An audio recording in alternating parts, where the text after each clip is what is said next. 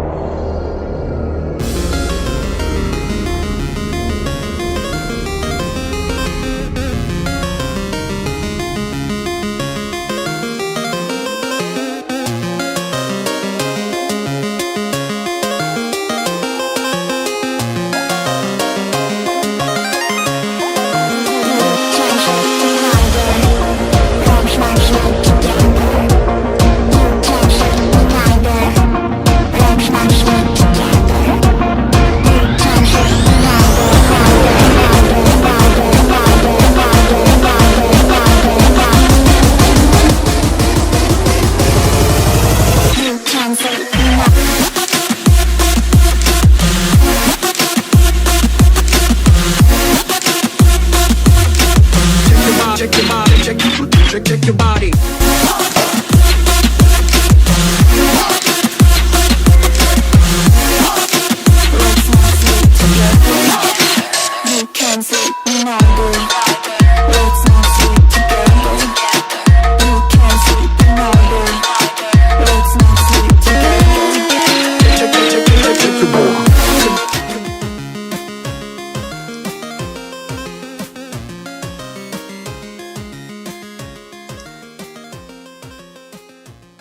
Good evening and welcome everyone, and hello. Welcome to Gamersledge. I'm one of your hosts, Mark, which for some reason is stuck on Dave even though he's not talking right now. Oh, no, that's unfortunate. It's quite unfortunate with your backwards DJ hat and everything. Yeah, this is awful. Why is it not switching? Like, I don't know, but I really apologize to everybody because I didn't even shave or anything for this. He's having a bad hair day, hence the hat. Oh, there you go. It changes for you. Why is it not showing me? That's weird. Because you're insignificant. Wow. I mean, if I'm it getting means flagged anything, you were Keegan right off the bat. Jeez. if it means anything, when you're talking, I see Said it. Gamersledge is now live. Streaming talk It's true, shows it and does. podcasts. Gamersledge podcast season 4. But EP it's not on this screen. I'm pretty sure 347. there's A new setting old that I'll challenger have to find. appears. Plus, Stream Elements is talking at me. Welcome to Gamersledge. I'm the non-visual voice floating in the ether. Your host, Mark. Joining me this week is, of course, Keegan. Hello, Keegan. Hello. And also joining us this week is Matt. Hello. You know, when are you going to change that to the where it's all on fire behind you? That does happen in that. Spoiler alert. For season 1, come on. That's if you even know what it is. And also, they didn't put concept art up for that, so. Also joining us is Dave. Hello, Dave. Hey. Wicca Dave. Hi, how you doing? I want to say something, but I don't want you to get really mad at me because it's not trying to be offensive. But you're so blue meanie right now. Yeah. just put your hands up and do the. How would that be offensive? I love that guy. I know. You know. And then last but not least, I actually think I can try and hang out with him. There's a friend of mine that I used to work with. It like legit. He like hangs out with the guy. Stevie Richards. No, Blue Meanie. No. Never mind. Yeah, well, no. I mean, wow. I'm saying like somebody. When Matt gets the wrestling connection before you do, that's bad. Well, no, because bad. I know a guy that like I used to like literally work with every day that hangs with him. And yeah, okay. I guess it's not Stevie Richards. And last but not least, what's old is new again. I don't know if that came out the way that I meant it, but it's Joe. Hi, Joe. Hi. I'm back from the ether. Welcome back. It's good to have you back. It's been something like 130 some odd episodes since last we saw you. And then we had to scrub that one too. So purge you from existence. You've been unpurged. I got re-rezzed. Yeah, that was a weird time. But we are super happy to have you back. And we have lots of news to talk about, surprisingly, even though we're in the middle of the summer doldrums for gaming. But before we do that, we should go around the room, as we always do, and talk about what we've been doing since last we saw each other 2 weeks ago. Let's start with Matt, because he's always got the longest list. Actually, it's pretty easy this time. Been playing Ratchet and Clank. Finished my first playthrough, got the platinum, and I'm working on the challenge mode playthrough and getting all the stuff to do with that. And then the only other thing I've touched is a little bit of Fortnite. I have had a lot of trouble trying to fit Fortnite into the schedule, so I've not played much at all. And then the weekly Divinity Original Sin 2. And that is all I have done for games. Not much more on the TV side. We've been watching Jeopardy. I don't know. We started when Aaron Rodgers was guest hosting, and we just didn't stop since then. So I've been watching that. And then we've gotten about halfway through what's available of Attack on Titan Season 5. Still working on Breaking Bad. I think I'm at the end of Season 2. Finally met Saul Goodman. That was definitely the high point of Season 2 so far. And then I finished Book 7 of the Expanse series and started Book 8. And that's it. Is 8 the last one? Nope, 9. It comes out in November. Okay. I just recommended that to someone, and I was like, I think it's 8 books, but I'm not positive. Yeah, it's 9 books total when it comes out, and 6 novellas that are only available as ebooks. So. Now, Joe, have you watched The Expanse? That is the laugh of a no. Oh, have I watched The Expanse? Oh, you guys. No. Well, yes and no. So I quick story. I frequent the Alamo Draft House here in town, and they always do these shows where they're like, hey, come down for free, and we'll give you a bucket of popcorn and whatever. And they were like, hey, season 3 of The Expanse, it's the first 2 episodes, it'll be amazing, your mind will be blown. I'm like, oh man, it's free, they're gonna give me some popcorn, awesome, I'll go see what it's all about. I get in there and it's just like a bunch of people in space talking about politics, and I don't fall asleep. You say that like it's a bad thing. Well, yeah, it's hard to jump into the middle of, probably. Yeah, it was in the middle of it was just like season 3. It was like all of a sudden, like this lady comes walking out the door and something super duper important, and then there's like ships flying around, and I'm like, oh neat, they gave me a free candy bar. And that was my night. I was just like, I was more hung up on the fact that they gave me a free candy bar. I think I actually still have the candy bar. I didn't even eat the candy bar. Listen, I just want to highlight just like the show, I didn't finish the candy bar. I just want to highlight Midwest Alamo versus West Coast Alamo, because they don't do jack for free in San Francisco.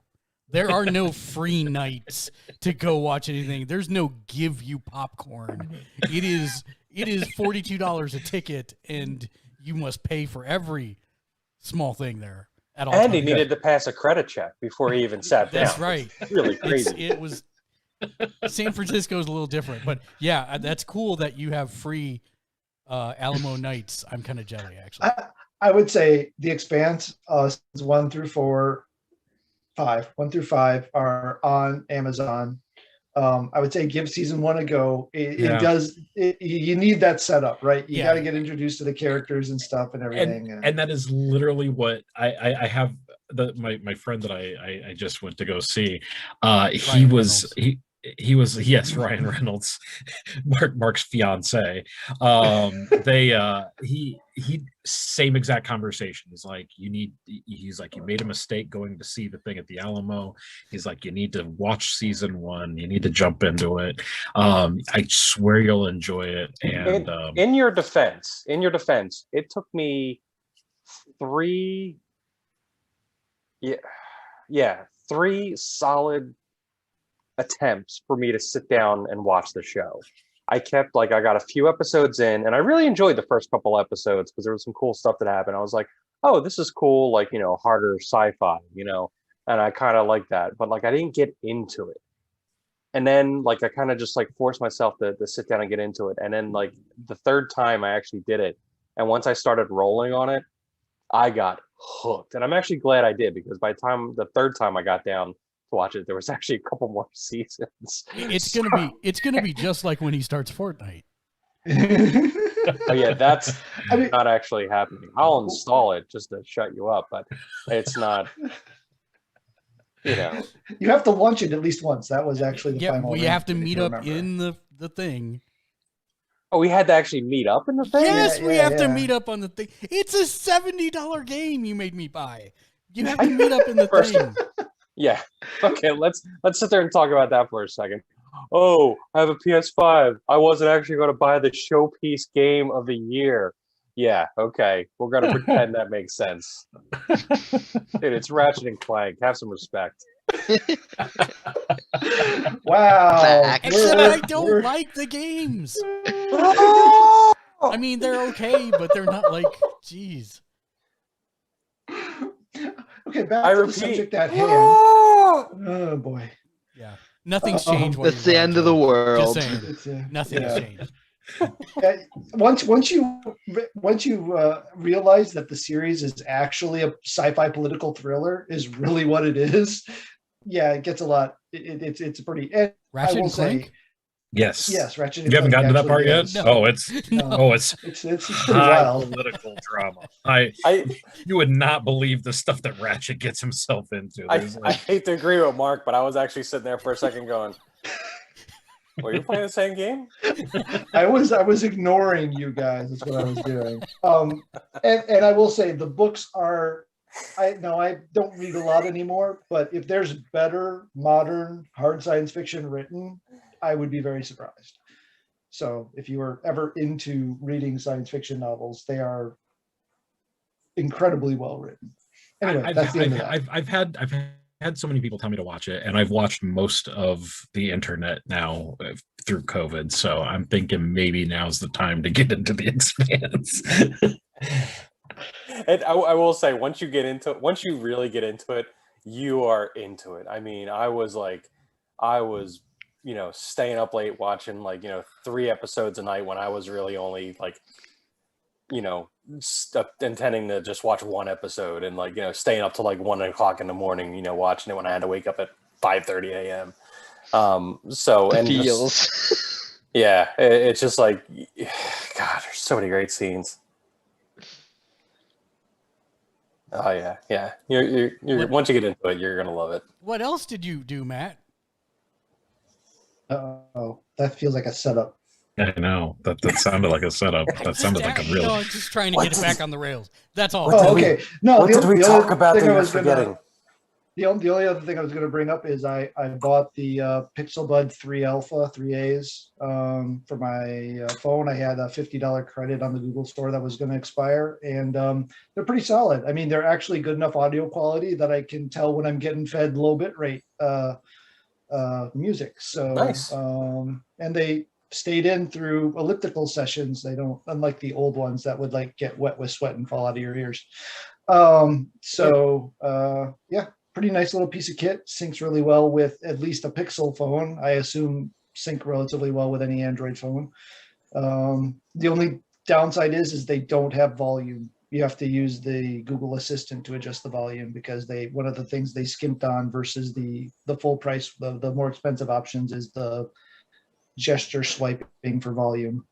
But yeah, that's the only drawback I found. I've only charged them once. I've had them for a week and a half, and I've only charged it once, and it's still going. So yeah, that's it. All right, Keegan, how about you? All right. On games front, I have mostly been playing Persona 5. Through the fourth fake ending of that game. I haven't had that many fake endings. Dude, that game's got so many two fake that endings. we've happened so far. for me. At least And that I really only count one. Because one didn't even have a boss battle before it. It was just kind of part of the story. still a fake ending. All Okay, right, carry on. all right. But I've played that. I think I'm about to enter basically a boss rush part at the end. That's what my guess is. I don't really know what's going to happen, but I'm getting near the end. I've beaten the last kind of individual I have to change the heart of. I've gotten to the dungeon after that, and I'm about to fight the boss of that dungeon. But I don't think that's quite the end. I think there's still another boss or two there. I logged like 220 hours on it, and I very much enjoyed it, but it is not as good as 4. I hate to say that. Like, the systems are great, and the graphics are great, and the music is phenomenal because it's got a real Cowboy Bebop feel to it. And I like everything in it, but the characters, like some of the characters are almost as good as the 4 versions, but not quite. And so, and plus it didn't have, 4 didn't have 7 false endings. It just had the one ending. And when the credits rolled, you actually, tears were coming down your face. Especially you, Joe. I know you. But yeah, I agree with Matt. I did not like the ending for this game, or endings for the game, I guess is the best way to say that. Fair. So I gotta do that. And then I've also played a little bit of Ratchet Clank in little periods of in between my Persona playing. Just kind of to keep working on it and not completely fall behind, even though I'm already completely behind on that game compared to everyone else in my family. I've also, when I don't have access to the TV, I've been playing my second round of Fire Emblem 3 Houses. And I played some Valorant. Yeah, that's it. I played some Valorant on my computer as well. And that's all for my games. Wait a minute. Hold on. Did you just say you're playing Valorant? Yes. And you're Matt's child? I just want to... Yes. Okay. What does your dad think about you playing other Battle Royale or other first-person shooter kind of games like that? He hasn't said much. Is your dad going to play Valorant with you? No. Oh, okay. I was just kind of exploring that avenue. All right. Please continue. Sorry. All right. Then brain go burr. Okay, then next what I've been watching. So I've been watching Loki, currently caught up. I was thinking about saying Loki caught up, but I'm actually caught up, so that doesn't really make sense. Funny though. Which is why I brought it up.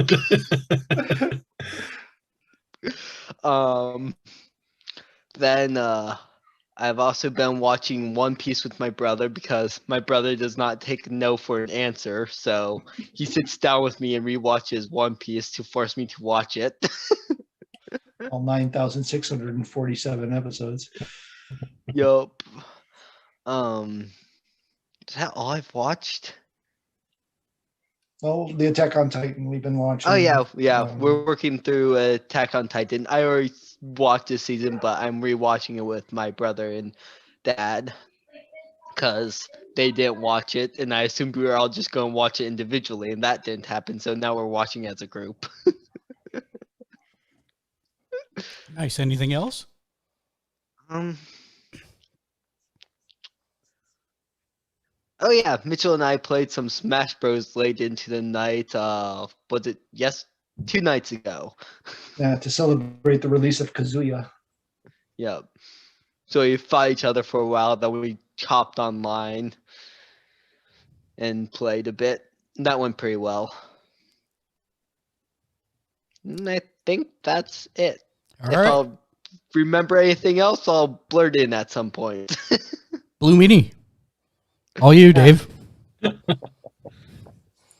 So the let's see, the usual. It hit July, so I'm trying to get the last couple bugs for Animal Crossing, and then that'll be it. My museum will be full, so that's that.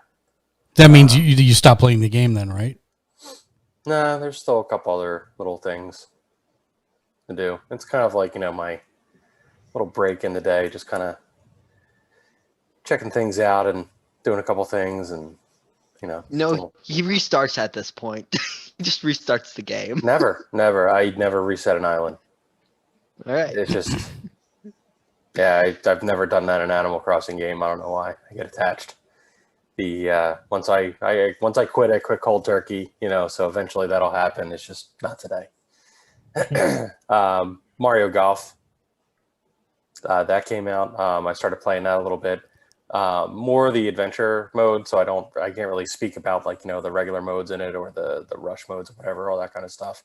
I kind of I really bought the game because I had a hankering for that old Camelot Game Boy Advance Mario Golf.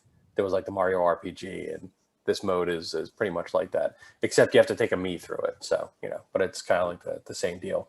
But here's the thing: I've been seeing all these articles saying that Mario has fixed golf. What does that mean? I don't know. Okay, great. I mean, the golf game mechanics seem pretty traditional. There's nothing crazy. It feels like it plays well so far. I'm not that far into it. So maybe it's kind of maybe people like the more action oriented, multiplayer that it has in there where you have to race to the holes and fight people and stuff. I don't know. I haven't played that part yet. I actually, don't care about that. So, I'll eventually check it out. But yeah, I'm trying the adventure mode first. So, so far so good on that. That's kind of neat. And Ratchet Clank, played that, beat that. And I already started my New Game Plus on it. Ratchet Clank has really good New Game Plus modes on it that are worth playing through and fun. You start off with your weapons leveled up the way they were, but then you can take them to another 5 levels, and you get a bonus multiplier to collect even more bolts as you're going through. So it just kind of gets insane. That game is just super impressive. Especially kind of the way I play, I know a lot of people kind of stick to one weapon at a time and everything as they're going through.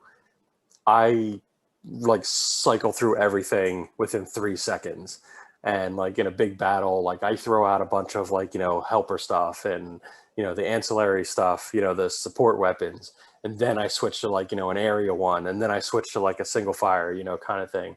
So I'm cycling through a bunch of stuff, and I tried to break the game toward the end and just throw out all the stuff with just huge area effects and everything, and just cycle through weapons quick to have everything going off at the same time. Nothing worked. This game just kept humming along, crisp and clean, and just effects going off all over the place. It's a work of art, a violent work of cartoony art. It is amazing.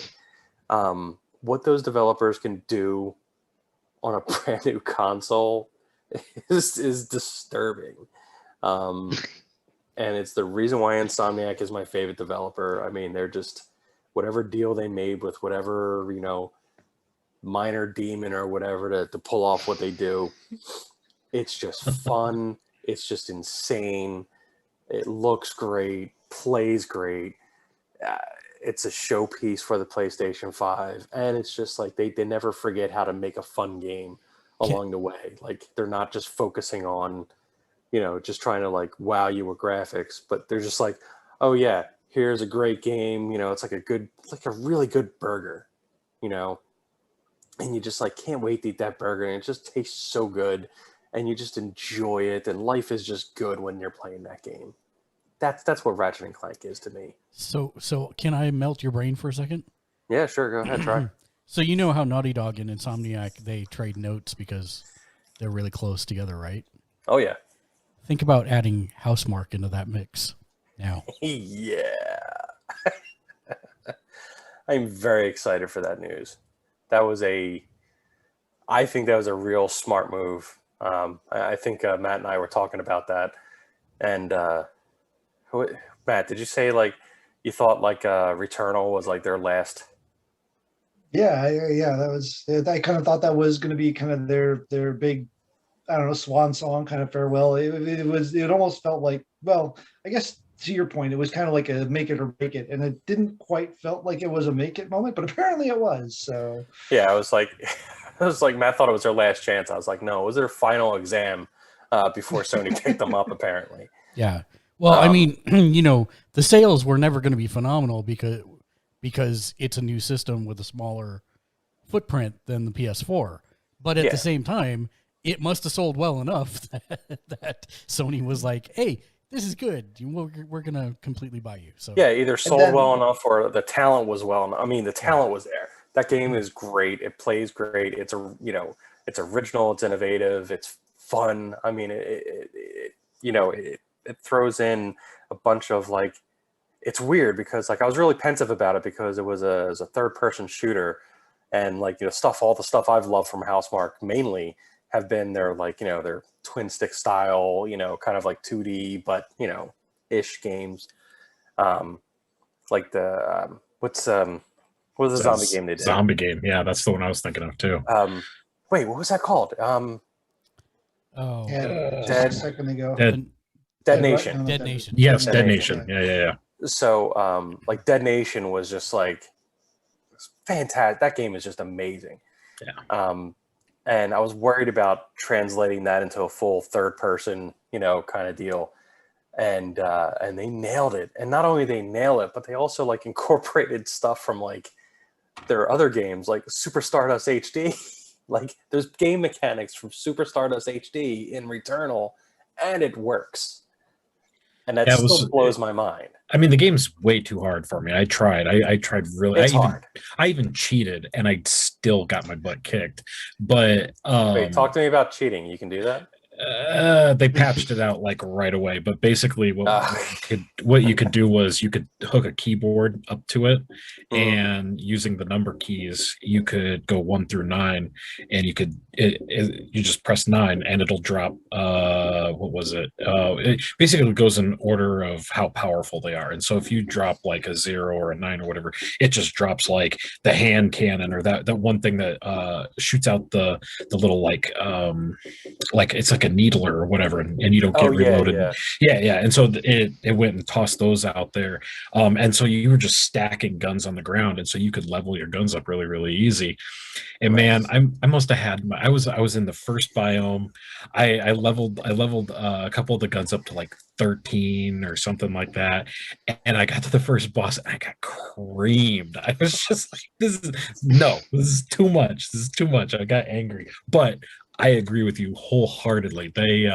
It's amazing to see all those games. If you're a fan of them and you've played all their games in the past and stuff, to see them take mechanics from, like you said, Super Stardust, Zombie Nation, and make like a third-person bullet hell game. Yeah. Oh my God, that's insane. Like when you describe it, it's just like it's like when you first heard about Guardians of the Galaxy. Like, oh, wait, so they're going to have a talking tree and a raccoon. And you're going to absolutely love this movie more than you've loved any other Marvel movie. And it's like, okay, sure, but it just works. Like, that's just, that just shows how much of a quality developer they are. See, super smart pickup, I see. While Dave was talking about this, I see Matt nodding his head, and then I saw Joe not nodding his head. So I knew that he had something to say about the game. But I also noticed that he hasn't said a single thing about Ratchet and Clank. Who, me? Yeah, you. I haven't played it yet. Okay. Blasphemy. I know. When you're not getting the free. I don't know how to.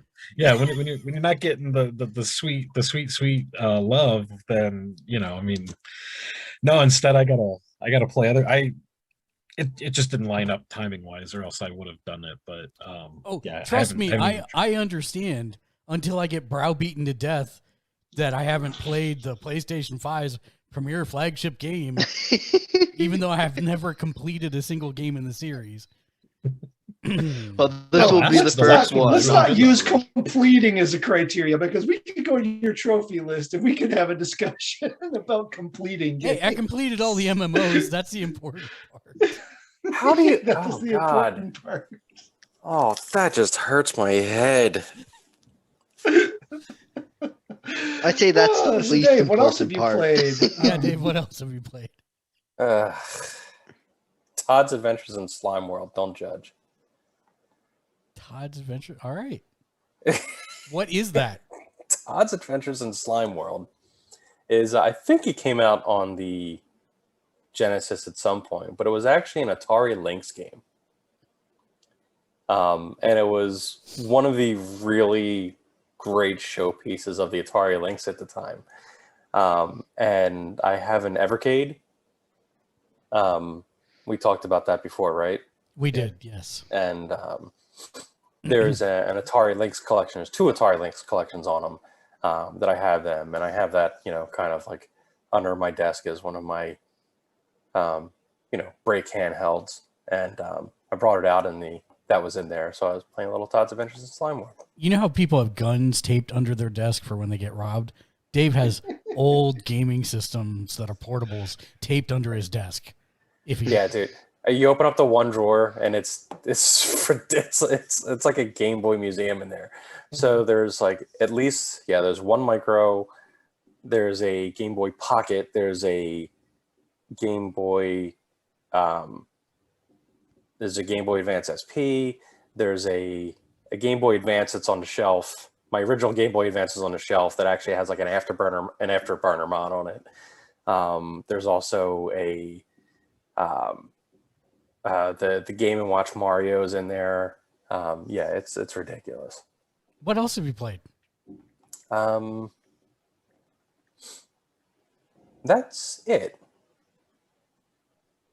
Yeah, I think that's all I played. Caught up on Loki, caught up on Bad Batch. Can't wait for Loki to be over. It's been so boring. Shut up. You say that, but that is literally exactly my daughter's reaction. She has no love for this show. She really, it is she's expecting something way more humorous, I guess, and the type of humor it is using is not landing with her. So I am very surprised, but yeah, she is not liking it at all. Wow. So if Black Widow is a disappointment, we may be having a problem. I mean, I can fathom Marvel burnout. There are a lot of people who are getting to the point where it's too much to keep track of. I love it because spreadsheets, but I get why. Yeah, that's not her problem. It's just it's the wrong show at the wrong time. I think for her, it's just not hitting the right spot. I'm loving it. Did you watch anything else, Dave? I'm trying to think if there's anything else of interest. Top Chef. That's caught up on AEW. Did you see this Wednesdays? What was it MJF? Yes. Sammy? Yes. Yeah, ridiculous. Did you see that RVD dive? Yeah. I mean, it was RVD Bam Bam Bigelow all over again. He was only more insane. Because MJF is not Bam Bam Bigelow for him to land on. No. He was really accurate with that. Yeah, extremely. That was risky. I mean, a little to the left, a little to the right. That was so. For context, in what was it, 97? Rob Van Dam, who's like actually probably my favorite wrestler. He looks like Jean-Claude Van Damme, and he is super flexible, and he does a lot of aerial stuff. And Bam Bam Bigelow looks like Dave if he was 350 pounds, 6'6", and had head tattoos like all over his head.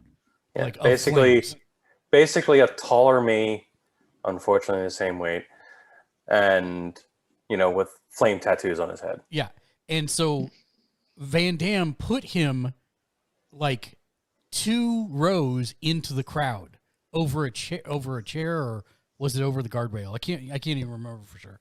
But anyways, Van Damme went up to the top rope and springboarded off the top rope out into the crowd and did a flipping senton onto his back onto Bam Bigelow.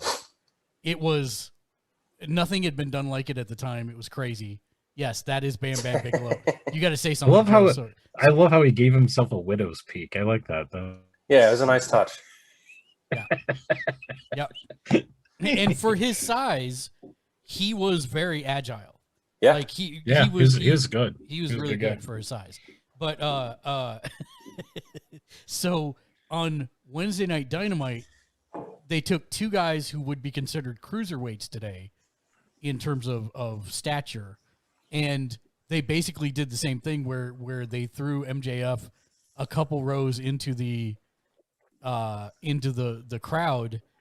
And usually when somebody does a spot like that, the rest of the crowd helps catch him to not have him murder himself. There was none of that. Sammy just literally went to the top rope, springboarded off, did the flip in midair, and just like super heat-seeking missile landed on this small guy's back.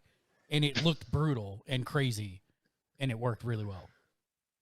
Yeah, that was a really good match. Yeah, the whole match was fantastic. Just the psychology. Was there no crowd? Is this because there's still no crowds, or did just no? No. This was a fully packed show. This was sold out. They're back. Yeah. In fact, this was the last. Since the pandemic started, they've stayed in Daly's place, which is right next to the Jacksonville Jaguars stadium. And so they have not been touring. They've been in this one spot the whole time. Crowds only came back, I think, a month and a half ago, something like that. And so this was their last show, and they made it a stacked show. So it was really, really good, top to bottom. I thought the whole thing was really good. I mean, the Britt Baker, Vicky Guerrero, Rebel, Nyla Rose match was what it was, but Nyla looked good and Britt looked good. The 2 actual wrestlers, but the rest of it was not. The rest of the show was fantastic from start to finish, other than that one match. But still, it wasn't like it was a horrible match. I've seen worse. It was fine, but the rest of the show was fantastic. So, and they're starting to travel again this next week. So, I'm interested to see crowds again, because crowds really make wrestling. They do.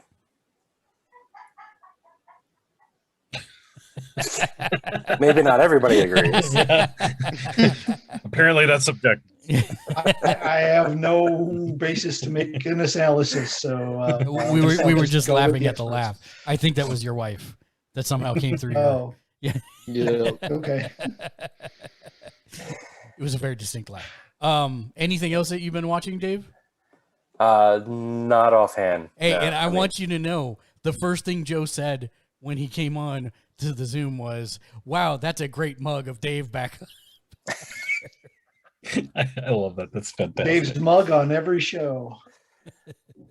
That's Gamersledge promise. That's the merch perch right there. That whole thing. How quick can I get them? Because I have to actually go back into my office at the end of July. Oh yeah, you can get it pretty quick. I think it usually takes a week. So okay, yeah. I need to put in an order for some. Yeah. That'd be pretty funny if you walk around the office with yourself on a mug. I like no, it. I'm just gonna take them. I'm gonna hide them somewhere and just wait for people to find them when they go looking for stuff in the office. When I'm not there, it's gonna be even better. Nice. There. Well, Joe, how about you? What have you been up to for the last 152 episodes? Yeah, so last time I was on, since then I made a list. This is our 4-hour spectacular of Gamersledge. Here recently, as far as past couple weeks. So last month I literally played nothing. I played some Jackbox games with my friends down in Texas, and that was about it. But before that, I don't know. yeah, you guys wouldn't know this. Maybe you would. I don't know. I am a hardcore No Man's Sky sympathizer. Always have been. Always will be. And so rather than playing Mass Effect, I was playing No Man's Sky to get the Mass Effect. Yeah, to get the Normandy. So did you actually get it? Yeah, absolutely. Yeah, I played the crap out of it to get it. And the way that they did the event, and I guess it was actually a really smart way to get people into doing the events, because when you do their like season or whatever they call it, expeditions, the expeditions, yeah, whenever you do an expedition, it basically creates, when you finish the expedition from beginning to end, that save slot that you get or whatever, it actually carries over into your game. So if you want so whatever you get from there, it'll boop over to, you just go and redeem everything you got in any of your save files. And at least in the Normandy one, because that's the first expedition that I actually played all the way through, they actually level you out pretty quickly. I mean, I've got probably something to the tune of maybe 250, 300 hours on No Man's Sky, and only recently am I, like 500 million credits or whatever it is, but 10, 11 hours of doing the expedition, and I mean, I was already at like 250 million. I had plenty of money. My character was all kitted out. Does that money really awesome. Over too? No, the money doesn't over, but it was very tempting for me to actually be like, oh well, I'm in a really nice spot, I could actually just pick up that game, because the planet that they dropped my base on was great.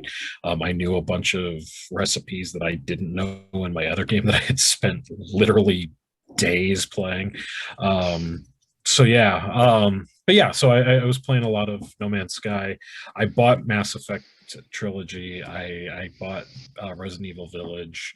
I just started Mass Effect. I've got maybe about an hour or two into Mass Effect. I just landed on the planet. I'm shooting Geth and stuff like that.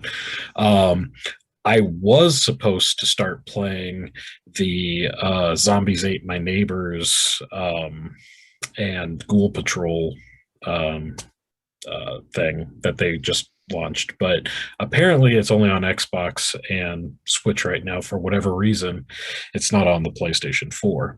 I don't know why that is, because Limited Run, if you guys are familiar with Limited Run, they did a PS4 version of it, and I dropped whatever, $100 or whatever for the collector's edition of that. So I don't know what the hang up with that would be. So yeah, that's what I've been playing for the past couple of weeks.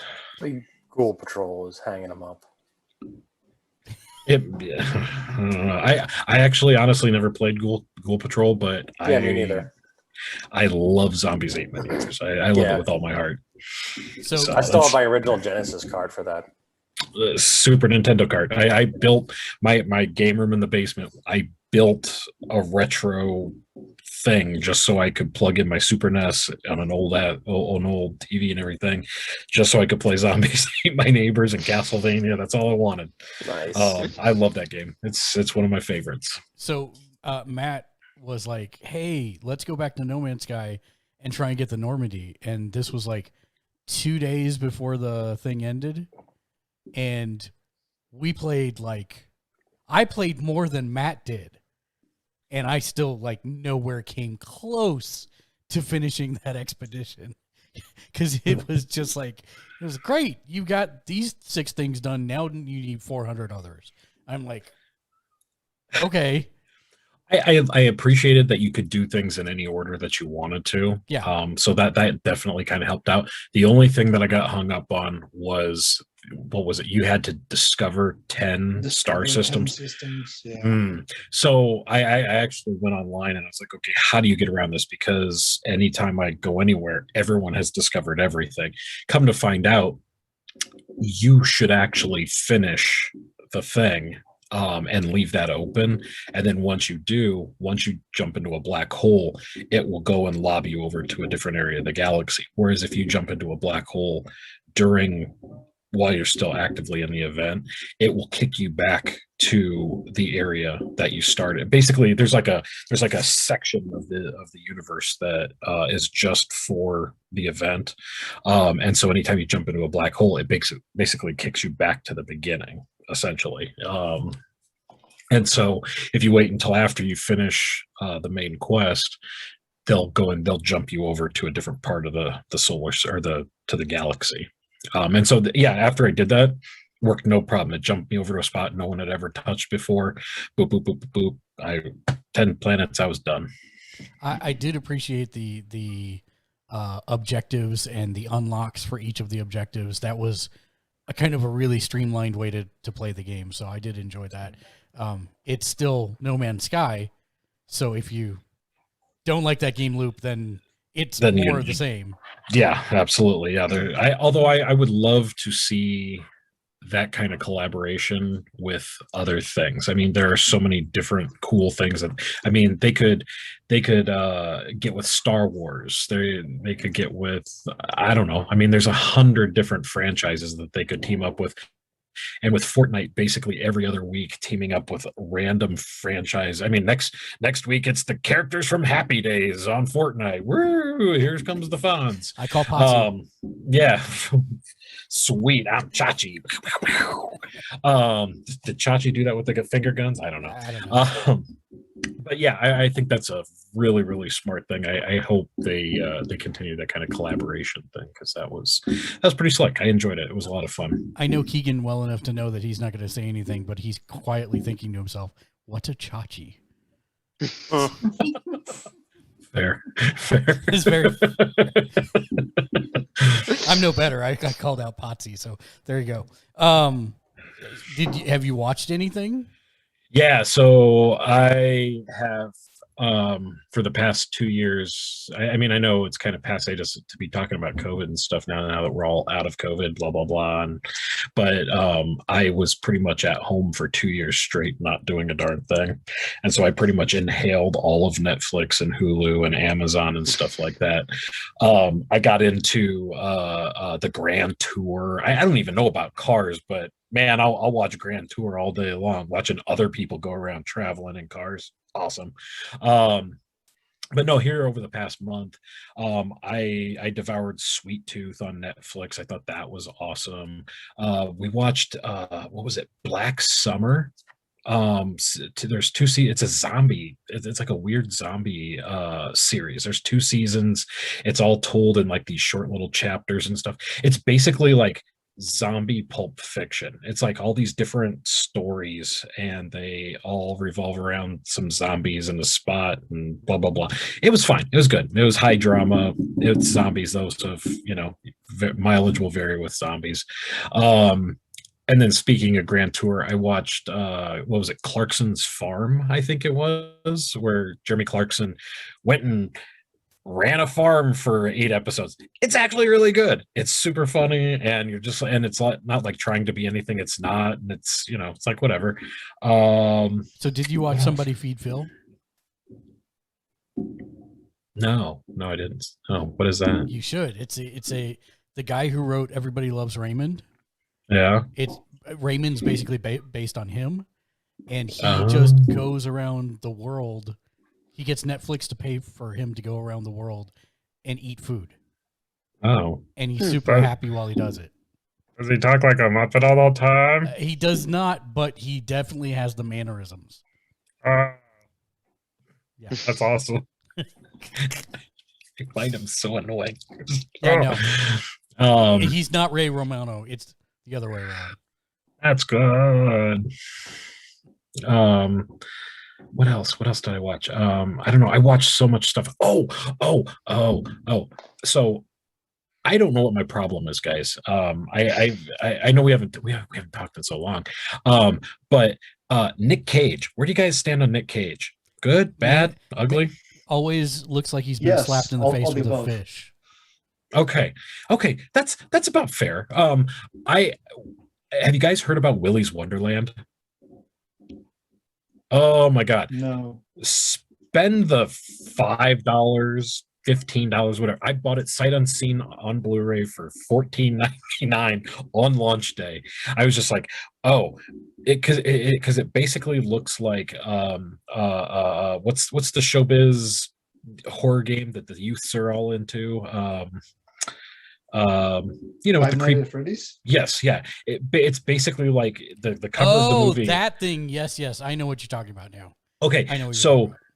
Nick Cage is at his Nick Cageiest at Willy's Wonderland is a masterwork. I can't say anything more than that because it would totally ruin everything about the movie. But if you have the ability to see Willy's Wonderland, you need to see Willy's Wonderland because I mean, my friends hated it. They thought it was garbage. They were just like, they're like, what the hell did I just watch? Because it's like an hour and a half of Nick Cage being his Nick Cageiest. I mean, oh my God, but it is phenomenal. I would love for you guys to watch it and then report back to either say how much, to either thank me or say that you never want to talk to me again, because either one of those is fair. Either one is fair, totally. I will accept either of those answers. And there's a bunch of other. Well, I don't know if anyone cares. There's this show called Dave. It's about Lil Dicky the rapper. Mm-hmm. I was watching. That was one of the last things that I watched. There's like 1.5 seasons of that right now, and I got into that when I was with my friends. They were just like, "Oh, have you ever, you know who Little Dicky is, don't you?" And I'm like, "Well, sort of. I knew I like one song, and so I watched it, and I was like, oh, okay, well, and I don't know, it's good, it's funny." So the funny part, Joe, is I don't think you've been around since this happened, but I fell down a YouTube rabbit hole that included Dave, and I got referred through the algorithm to a pair of septuagenarian UK drill rappers. Oh, we talked. You messaged me about that. We talked about it a little bit. Yeah. You linked me to the old folky rappers. Yeah. Awesome stuff. that actually is broken really hard on the channel. Those get a lot of views. So eventually, I'm sure I will be doing some Dave reactions or Little Dicky reactions, if nothing else, because he's very good, very, very good. Yeah, after we watched most of the first season, I was just like, because the only song that I knew of his was Freaky Friday. Yeah. That was the only one that I knew of. And then he's like, my friends were like, oh no, you need to listen to all this other stuff. And I'm just like, oh, he actually has like he's actually really, really good. Yep. So, but anyway, so yeah, we'll call it good there. That's okay. Let's see. So I got pulled back into Magic the Gathering Arena. That game is still, now that it's also on mobile and your cards just carry over, it's kind of like Fortnite. Like you can play on any device practically that supports it, and it's really good. Strixhaven is the newest set, which we kind of thought was going to be like Harry Potter, but it isn't as Harry Potter as I'd have liked. But I am excited about Adventures in the Forgotten Realms launching towards the latter half of this month. It will be the first D&D and Magic the Gathering crossover. And they've shown quite a few of the cards. You actually have dungeons, and you will go on adventures in the dungeon cards. And as you progress through the rooms, like the first one is a generic modifier for all your people. The second one, you get a choice. Do you want this or do you want this? And then you progress down, and when you complete the whole dungeon, then you get some kind of bonus. It turns into an actual fixed thing for you in the game. So it's kind of interesting.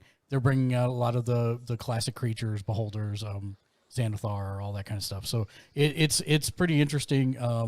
I was kind of waffling whether I was going to pick up physical cards or just go for Magic Arena. I think I'm just going to go for Magic Arena because I have enough saved wild cards. And if you're not familiar, as you open packs, you get wild cards that you can use to create any card that you want of a certain rarity. And so I have a bunch of all the different rarities saved up from all the boxes I opened previously. So I'll probably only get a box when it comes out, and then I'll use this to fill in any blanks that I need for decks. So that's coming up later half of the month. And then I've been playing Dungeons & Dragons Dark Alliance, the game that is being like lambasted across the internet by all reviewers. And I've experienced none of the problems that they have reported on, because almost everybody that reviewed it on PC, and I'm playing it on PS5, and I've had zero problems in terms of technical issues.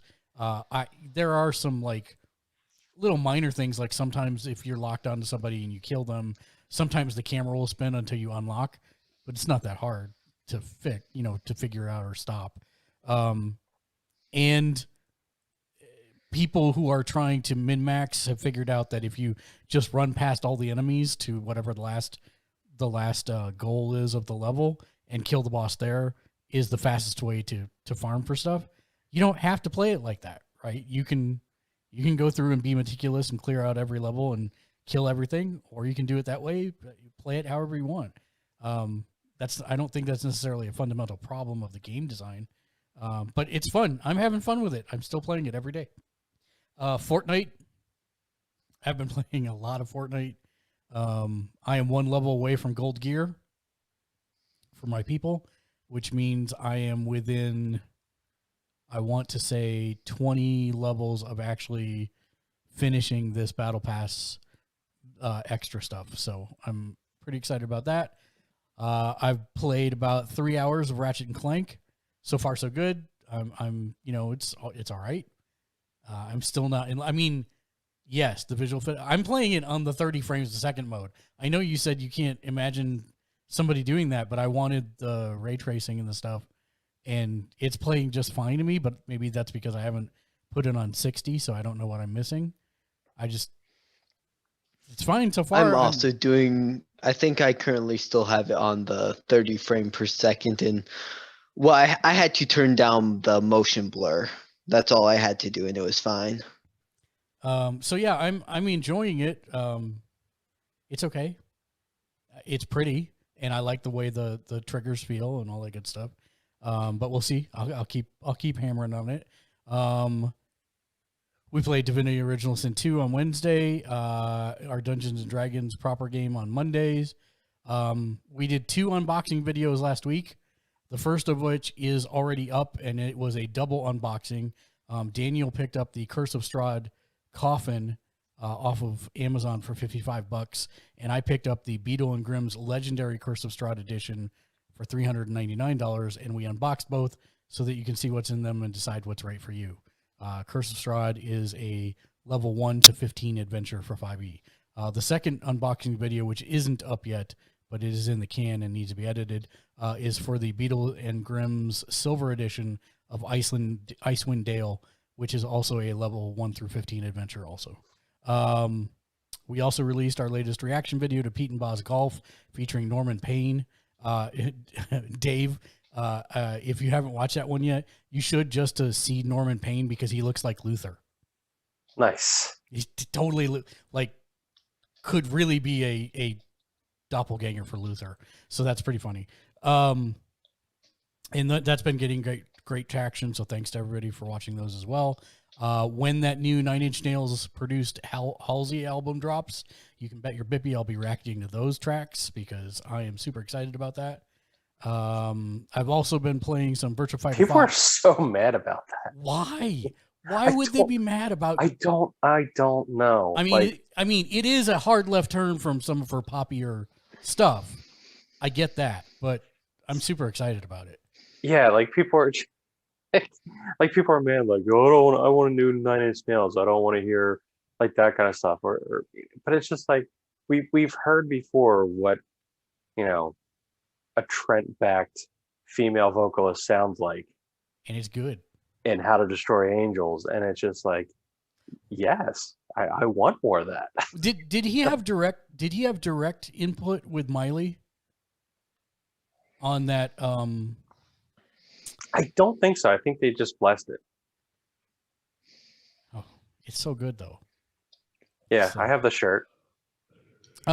They sold a shirt that is just the spoof lyrics. Did you watch Black Mirror when you went on your binge, Joe? Oh, you're on mute. Oh yes, you are. Yeah. I've seen bits and bobbles. I've seen pieces of it. Oh, I did not see that one though, the Miley one. Is that what you're talking about? Yep. Yeah. I think I saw like just a little bit of it. I didn't see the whole thing though. It's not a bad episode. It's by far not their best, but everything in that season was not their best. But the first and second season, you should definitely check those out. Wait, what season had what's her face? Opie's daughter. God. The ones that I saw Bandersnatch because everybody saw Bandersnatch. I still haven't seen Bandersnatch. No, I liked it. I liked it. That was pretty good. And then the other one I saw had was the space one with Fat Damon in it. Wait, was that Black Mirror or was that Electric Dreams? I thought that one was Electric Dreams with Matt Damon. I think it is. I think it is. I'm pretty sure that was Electric Dreams. What was it was the space episode where it's kind of like Star Trek-y, but it had I don't know what his name is. I call him Fat Damon because he looks like that was Black Mirror. That was the Trek. Oh, that's right. That was a Black Mirror. That was a Black Mirror. Maybe I didn't see that episode because it was an MMO type virtual reality. Yeah. Oh, hey, spoilers for the guy who didn't see it. Jeez. No, that's fine. It's fine. No. That just ruined it for him. It was a great episode. It's probably the best episode they ever did. And now the twist is. I doubt that. The twist is messed up. No, it had Matt Damon in it. How can it be bad? Matt Damon. All right, so I've also been playing Baldur's Gate Dark Alliance on PS4 because I'm a sucker, and when that dropped, does it feel like you're just playing all of the same game? So, so here's the thing: Baldur's Gate Dark Alliance is 3/4 top down, that kind of game, whereas the new one is actually a third person over the shoulder. Sure, no, I get that, but it's like, I mean, content wise, I mean, they all take place like blocks away from each other. It's like this one over here takes place. They do, but with the new one, you're actually playing Drizzt and his party. Okay, Drizzt and his party. Well, however you want to say it. It's whatever. He can't reason with them. And I'm not trying to. I'm trying to understand. I want to embrace it. It just feels like it's like, I mean, I'm sure I've played a lot of those games. I mean, I'm very familiar with all of them, but I'm just like, I feel like you're playing a lot of the things. It's like, hey, I've heard that story before. Where have I heard that? Oh, it's you might have a problem. So look, I feel like you might have a problem, is what he's trying to say. Look, if you go back to the gold box games on PC for Dungeons and Dragons, those were all pretty much the same game, also, and I really enjoy. I don't know why. It's like CRPGs. Like I really enjoy them. So you're saying you could quit at any time, is what you're trying to say. Do you have this under control? This sounds. I've heard this before. I'm good. Right. No, we're here for you. Here, this will make it even better. I've been watching D&D on Exandria Unlimited also, which is a new 8-episode Critical Role mini campaign they're doing over the summer, and that's really good, even in the first episode. Not to completely interrupt. No, go ahead. I am, but one of the things that I was when I was in Texas, one of the things that I absolutely I was just amazed that I got introduced to that I hadn't seen it before. You talk about Critical Role, Roll20. Mm-hmm. Have you watched the Roll20 guys from Dropout? Oh, from Dropout? No, I haven't. Brennan Lee Mulligan. No, him I've seen on other stuff, but not yet. Okay, yeah. Chef kiss. Yeah. The stuff the Mulligan does on his campaigns, the way that he takes 5e and turns it into some of these campaigns. We watched the Unsleeping City, where it was basically like there's like a 6th borough in New York City, and like there's a guy and he's a rat and he's got like superpowers and stuff. Amazing. I mean, you need to watch his high school one. I have. It's amazing. Yeah, with the corn cuties and everything. Yeah, it's super great. Amazing. Super great. The Kingdom of Candia and stuff like that. The guy is a genius when it comes to D&D and stuff. I'm sorry, go ahead. No, and in fact, I just saw probably my favorite thing ever with him. It was an interview where he was talking about running 6 people that had never played D&D before through their first adventure, and they the basic gist was they were given a quest by a person who to go and clear out a goblin camp, and they went and they did it, and of course they named their characters dumb names, and it everybody was cracking jokes the whole time, and they cleared out the goblin camp, and hooray for us and all this stuff. And when they got back, they found that the person they had gotten the quest from, he had alluded to, might have been in some trouble before she gave them the quest, and they came back and found her lynched in a tree. And everyone at the table just went stone-faced because they hadn't been given a quest to protect her or anything like that. They weren't told to, but they had some kind of connection with that person. And they're like, he was like, in that moment, I saw that everyone at the table got what D&D could be. And they were like, we're going to kill that mother trucker, whoever did this to them. And it became a super serious game after that. So yeah. I really like him.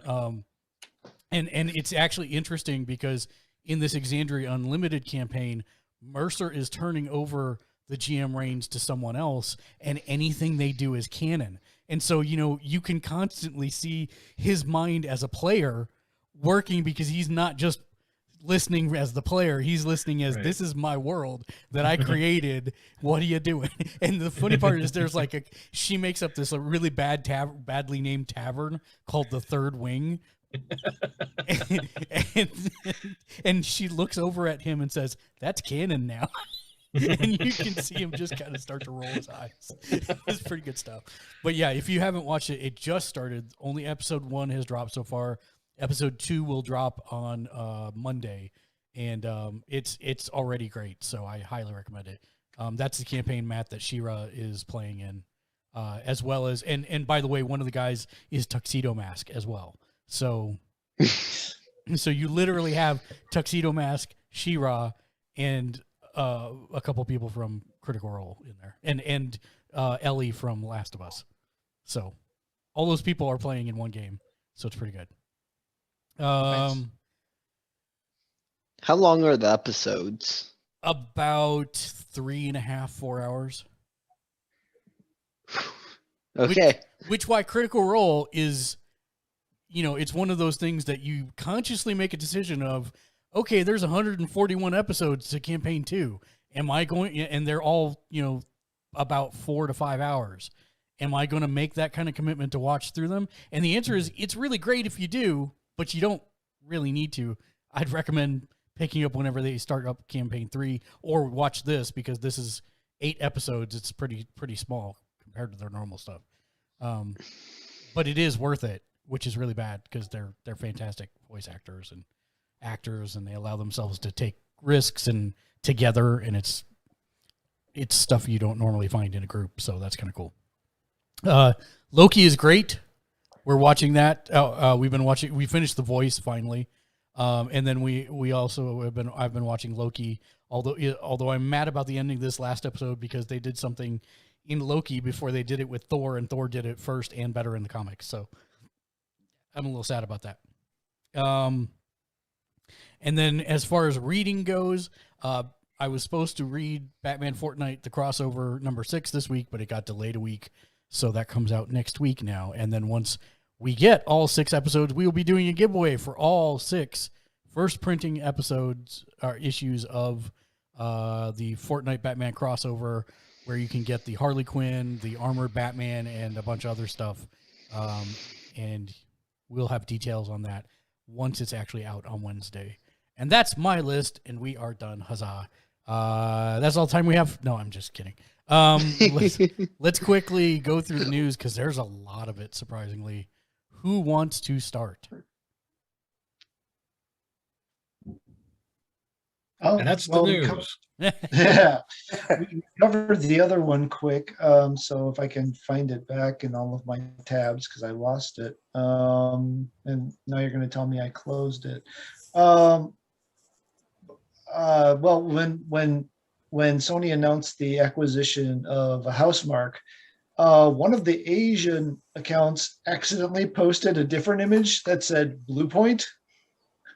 So we may be looking at another acquisition announcement in the not terribly distant future, but in between there, Sony actually did do another acquisition, and I must have closed that tab. Bad, Matt.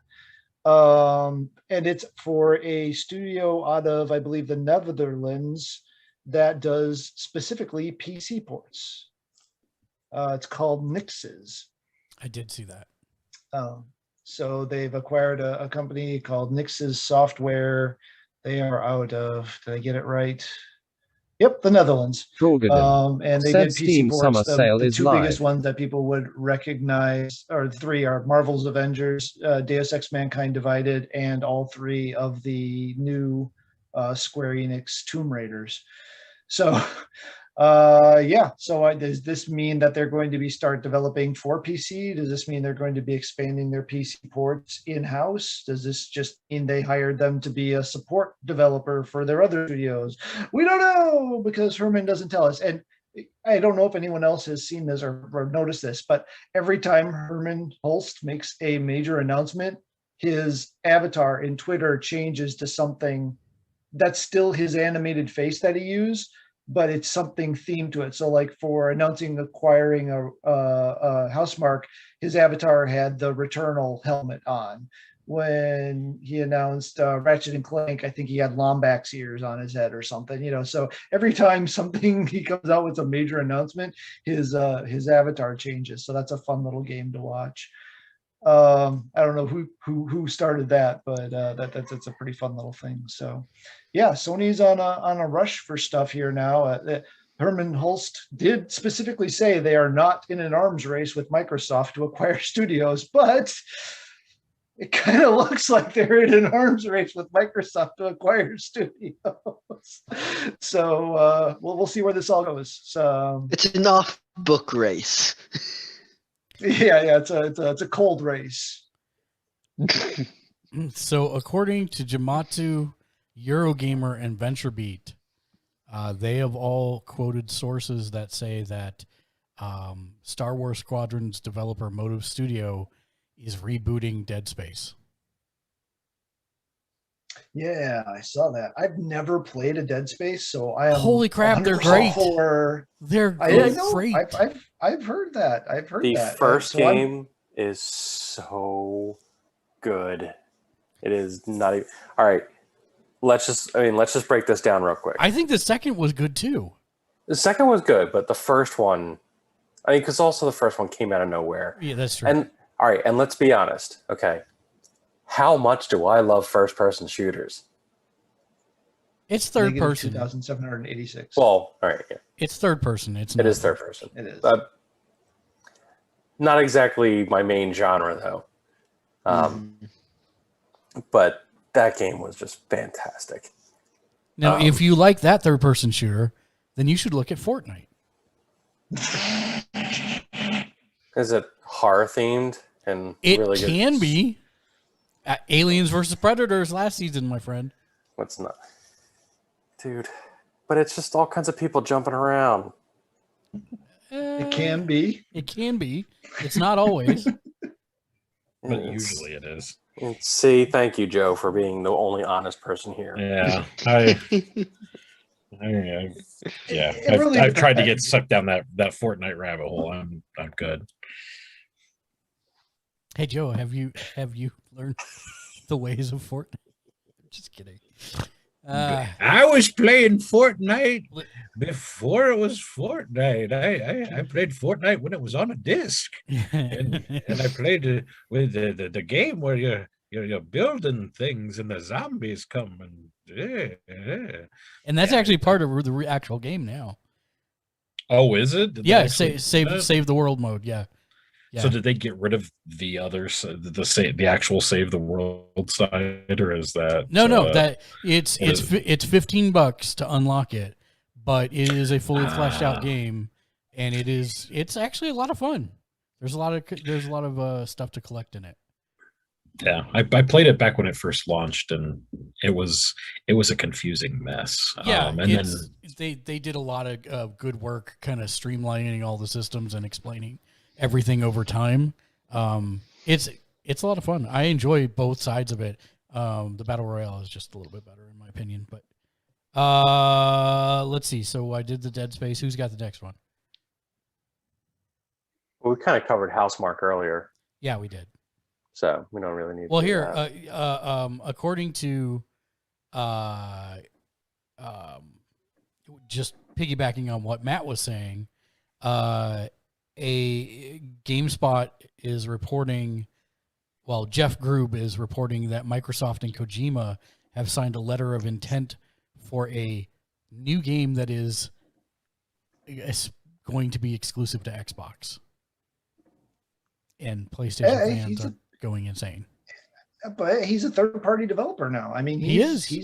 And it makes all the business sense in the world. For hire. Yeah. I mean, and Microsoft's got money. I mean, you have to remember the difference between Sony and Microsoft is PlayStation makes Sony a butt ton of their annual revenue. Mm-hmm. Microsoft or Xbox isn't even a blip on Microsoft's financials. You know, they could give away everything for Microsoft, all the games, all of the systems. They do. And still they do. Barely show a loss in their, you know, it's insane that they're not even in the order of magnitudes in companies money wise. It's great. What's going to be funny is when they do give him like a whole ton of money, and like he's just been getting crazier and crazier, like. And instead of a walking simulator game, he makes a sitting simulator. It's just going to be like, just do whatever you want. Here's hundreds of millions of dollars. Just go make the biggest whatever, you know, Kojima. And it's just going to be this crazy, incomprehensible mess of something. It's going to look fantastic, and like people are going to like so not understand it that they're going to force themselves to love it because they just think they're supposed to. And it is going to be amazing to watch this breakdown happen. Who's the developer? Who's the developer? There, because we already have one of those. Who's the developer that has the Travis character? Oh, was it? What's his name? Yotaro or something? He wears the mask, right? No. It's the guy. Pseudo 51. You're thinking Trollberg, right? Pseudo 51 is. Yeah, that's right. No, that's you've just described the entire story arc for Pseudo 51. No, because he makes fun games. But I'm saying it's going to be the same. It'd be the same. How can you crap on that guy when in every game he puts in like wrestling mechanics? Yeah, no, I'm not saying I don't like his games. I'm just saying he kind of makes stuff that's out there. It's like you haven't. Yeah, but it's fun. It is fun. I agree. There's a difference. I agree. That's a very, very good point because yeah, you're right. He does make stuff that's inherently it's just fun. Whereas like Kojima, on the other hand, he makes like snooty, like smell my own fart stuff. You know, it's just like, oh look, there's your mug. Yes.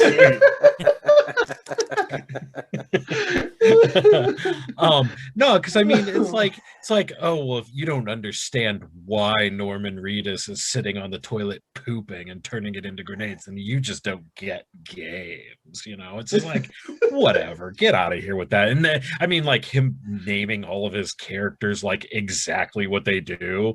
It's like, come on. He's like, well, it's just in case you don't get it. I named him Porter because he ports things from to to fro. Cool, you're so deep. Ooh, I don't know if I get it. Explain it to me more, Daddy Kojima. I'm over it. See, how did you feel about Snow Crash? Because I'm feeling a little attacked here. Let me back up. Again, Snow Crash was different because fun. Right. That's exactly it. Anybody has fun with like the last Metal Gear Solid game, you know, the last Metal Gear game that came out, they're lying. They're like, I'm supposed to like this. It's kind of like, you know, like people in like, you know, oh god, what's the Wait, are you talking about 5? I really liked 5. It might have been the one before that. I'm Mark. I'm with you. I actually like 5 because 5. I actually understand. 5 actually like cracked open the entire Metal Gear mythos for me because I did not understand a single thing from Metal Gear. I just played the games and I'm like, cool, stuff's happening. This dude over here is reading my memory card. Whatever. I don't know what it all means. But for some odd reason, Kiefer Sutherland made it all make sense. I'm just like, okay, yeah, it was the one before that. Okay. Yeah, no, 5. I thought 5 was actually kind of cool. I was actually into 5. I think I actually beat 5, which is crazy. I did too, which is crazy. I've never beat a Metal Gear game. Yeah. Ghost of Tsushima Director's Cut is coming on August 20th. I just bought. Oh boy. You just bought Ghost of Tsushima? Yeah, and now I'm actually going to wait for this one because it's got all the PS5 bells and whistles on it. How crazy is that going to be, guys? I mean, like on the PlayStation 4, that thing looks like a freaking jewel. Well, even on the PS5, when you run the PS4 version, it looks amazing. Phenomenal. Yeah, I was like, what else are you gonna do? Because I mean, like, I have literally like a gig at least of pictures that I took because I'm just like, oh, this looks like a freaking painting. It's like, I don't know. So yeah, I can't wait to see what they do with all the lighting and stuff. I'm after Ratchet and Clank, I'm interested to see what they'll do with the controller because it's got a bunch of dual sense features. And then of course there's the new area, which is probably the only reason I'll probably really get it. I mean, I played the living bejesus out of Ghost and I love it, but I don't know that I needed a new version of it. Now you put another island on there and now I'm like, well, maybe. I could find some foxes. Yes. Oh, monkeys foxes. now. Oh, monkeys. Is it monkeys? Oh. Monkeys now, yeah. Little like snow monkeys. Can we pet the monkeys? I think the monkeys come up and hand you stuff. I don't know if you pet them or not. Poop. But, if they're bad, can we spank them? Oh dear. I did not see any monkey spanking, but I have seen a samurai's butt. I have missed you. I missed you, Joe. I'm just saying. Let's see. Mobile gamers have spent nearly $45 billion in 2021 so far. Oh, I hate that. I hate that so much. It makes me want to jump off a cliff. Apple's App Store accounted for more than half of that at $26 billion, up 13.5% year on year, while games on Google Play rose 24.7% to $18.7 billion. Highest grossing games for the first half of 2021. You just keep coming with stuff. You can stop. Honor of Kings, PUBG Mobile, Genshin Impact, Roblox, and Coinmaster. Genshin makes a lot of sense. At least half of those I had never heard of. So Genshin Impact, you've heard of that? Yeah. No, I said half of them I haven't heard of. I have heard of that one. You've never heard of Roblox? I was expecting it to be. He said half. Yeah, those are the two I did know is Roblox and Genshin Impact. It's the rest of them I had never heard of. PUBG Mobile? Okay, I missed that one. Yes, I've heard of that one. So okay, so what? 3/5 of them. But he doesn't care about that one. I don't know. You can't play a shooter on a phone and be effective. It's a lie. Yeah, but apparently nobody cares about quality anymore. That's why. Well, I was just expecting it to be like Candy Crush Saga plus Ultra Kamehameha edition or some stupid insanity like that. Yeah. All right, what do you got, Matt? Because I know actually, with the amount Mitchell spends on it, I'm surprised it's not that Final Fantasy game. What was it, Brave Exvius or whatever? PlayStation Plus free games July. We're in July now, so next week we get more games. And huzzah! Procrastination wins again. Since it launched, I've wanted to pick up a Plague Tale: Innocence, and I just never gotten around to it. And Ditto. Now I get it for free. Rounding that out is Call of Duty Black Ops 4, which I thought we had already gotten before, but apparently it was 3. I probably won't play this one either, but hey, whatever. Because I don't think Black Ops 4 had a solo campaign. Blops 4, yeah. That one didn't have a campaign, right? No campaign, multiplayer only. So yeah, and then it's like why bother? Because Yeah, it's there are a lot of 2K people Battleground. who love Call of Duty. We're not among them, but there are a lot. No, I'm saying why bother with a campaign? Oh, right. Oh, I see what you're saying. I thought Like they're like I don't understand why the developers even wasted their time with that as much as they have.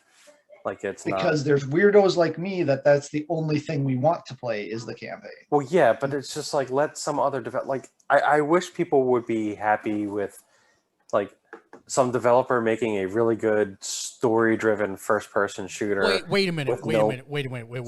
Wait. I just want to put the stake in the ground right now that Dave is actively advocating for an online multiplayer only set of games. What the hell is happening? Yes, so it's easier to avoid and they don't mess with the good, single player experience. You want to cleanse the single player games so they're pure. Don't say it like that. Yeah, that's don't say it like that. That's like I'm saying, like yeah. And Joe never comes back. We've been watching a little too much season 5 of Attack on Titan, I think. But yeah. No, I'm just saying like somebody can like concentrate because like we've seen this time and time again. Like, okay, I always bring it up as my prime example of this. I took a day off to play Halo 2, and I'm still mad about it. Because of the Monkey King. Because, I'm playing it. Halo 1, great single player experience. Front to back. It's just like that is an enjoyable game. There's like, some story. There's like all kinds of stuff. I mean, that's a solid game throughout. 2 comes out, and I'm like, okay, I'm fighting a monkey on an elevator, and now the credits are rolling. What the hell just happened? I guess I'll play some multiplayer because now I'm angry and need to take it out on people. So they made a really crappy a crappy single player game in order to get you mad to play multiplayer. And like, that was the hook into that because you were just like, well, I got to get some value out of this because this sucked. And that's kind Titanfall 2. No, is that one good? Oh yeah, that is probably the best single player shooter campaign in the history of games. Yeah, you should play it. And is it still free? I don't think it is. I don't know if it's even. I don't think so, but it's been free like 3 times in different venue region ways. So you probably own it and just don't remember. There's a good chance of that. There's a lot of stuff look through your PS Plus games because it was a PS Plus game. So you probably got it. And if not, just go wait like a week and it'll be on sale because it's like a Kohl's. Everything inside is perpetually on sale. Nice. And you can use your Kohl's cash. And everybody not from the Midwest is going, what the hell is a Kohl's? What's a Kohl's? I don't know. Kohl's cash. Wait, they have Kohl's on the East Coast. They have them on the West Coast also, yes. Oh wow. I didn't realize they had expanded nationwide. Okay. Yeah. Oh yeah, Kohl's has been huge in this area. Oh wow. And then WWE 2K Battlegrounds, which I'm expecting Dave and Mark, you'll be doing a stream of because it looks like a high quality game. Yeah. Oh my God. No, I steered clear when they announced it the first time. Apparently it's very horrible. It is very horrible. Like 2 out of 10 horrible. Oh my.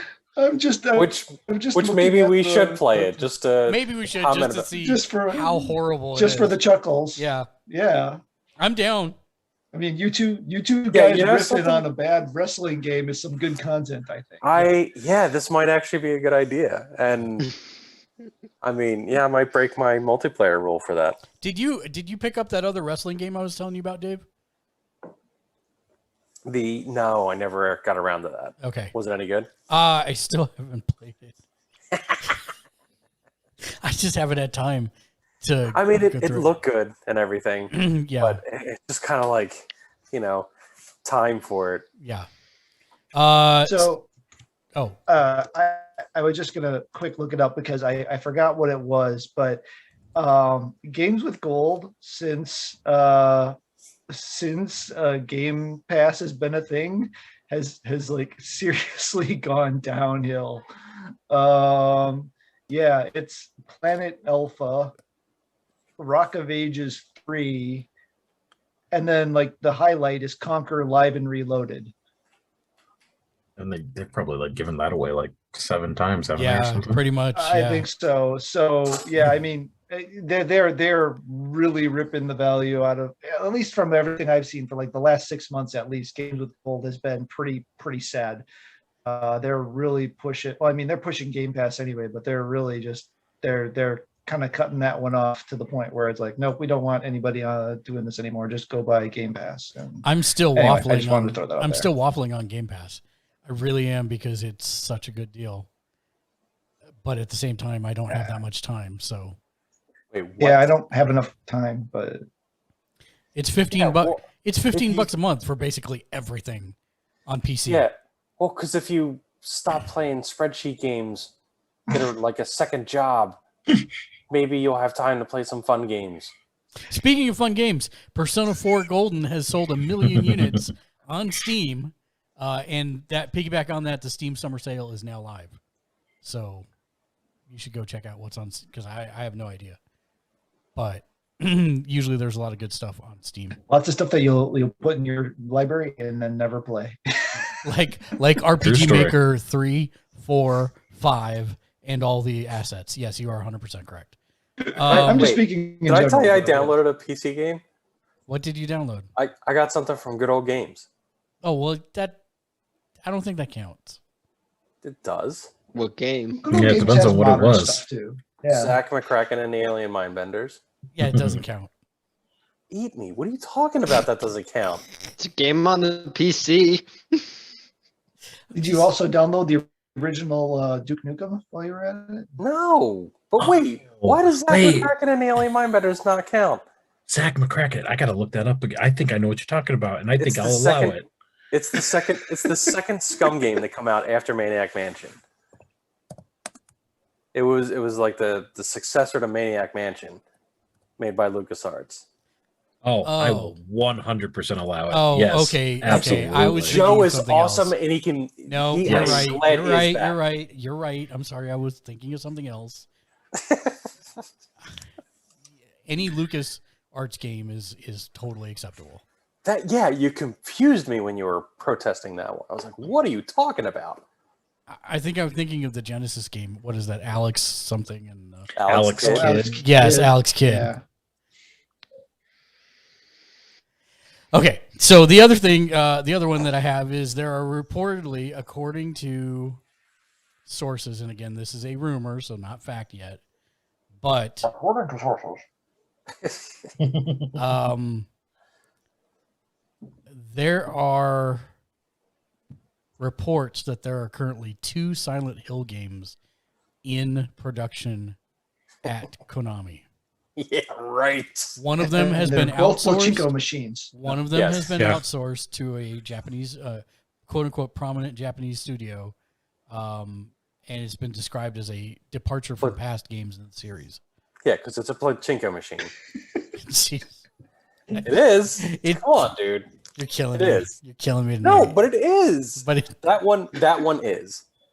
I think that's safe to say that that they're outsourcing that to somebody who makes pachinko machines, and it's going to be a Silent Hill pachinko machine. I do not. That is not even me being, a jerk about it or anything like that. I think that is a reasonable, educated opinion. If they're doing 2, one of them's a pachinko machine. So the PS5 and Xbox Series X versions of Doom Eternal were released on Tuesday. Word is that Bethesda did not include a file save transfer process for the PS5, meaning that everyone has to start over on the PS5. That should be great because you want to experience it all again. That's Doom, baby. That's a feature, not a bug. Okay. You got another one? Anybody else? Yeah. So Remedy announced that they got some funding to expand the Control universe, which is nothing but a good thing. Then they went and said one of them is going to be a multiplayer spinoff, and I got sad. And then they said that they're also building a much more full-featured sequel to Control, and I got happy again. So Wasn't that supposed more to be control. the Alan Wake sequel, though? Well, yeah, it's unclear whether they're spoilers-ish, I guess, but Alan Wake and Control take place in the same place, same universe. So they were working on an Alan Wake sequel. So is this going to be that? Are they going to fuse the two together, or are they going to keep them separate? It's not really clear from the release whether it's completely separate, or if they're going to fuse them together, or if this is overwriting the Alan Wake project. The Alan Wake project should be quite a ways into development at this point, though, so it'd be hard to believe that they're abandoning it. So I'm guessing this is in addition to, but to be fair, I don't know. So there we go. But Control was amazing. I loved Control. It was the right amount of weird and spoopy and basically not Star Wars Jedi game that was just pretty awesome. So did you play the AW expansion? Expansion? Yes, I did. I have not actually played any of the Alan Wake stuff. I have Alan Wake actually here on my laptop waiting for me to play it. Because I got it free during one of the Epic Store things. Because the Alan Wake expansion to Control pretty much says, I don't think I'm spoiling anything, but they're just because all the games that they make, I think they've publicly said that all of their games are all in the same universe. Same thing. Yeah. So but yeah, that's very blatantly what they were setting up there was another adventure in that realm. So do you guys remember me talking about being in the closed alpha for Magic Legends and then the closed beta for Magic Legends? Yes. So it's dead. Yeah, you killed it. It's totally dead. I said it sucked and it was not great. And apparently everyone else agreed with me because they're not even making it out of beta. After all that, spending all that development time and everything, they decided to pull the plug while it's still in beta, and the servers will be shut down October 31st. Any players who spent money during any of the game's testing phases will receive a refund for their purchases. And you can play normally, but you can't buy premium items in the internal store as of a couple days ago.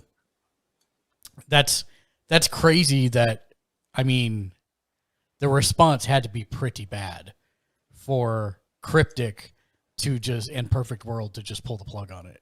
I think it's crazier that, when a game's in beta, they're able to make money off it by microtransactions.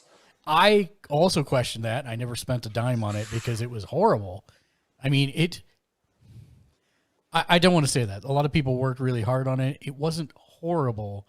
It just wasn't what I wanted from the game. It was just unplayable made you want to kill yourself. Unplayable. It wasn't unplayable. It was not.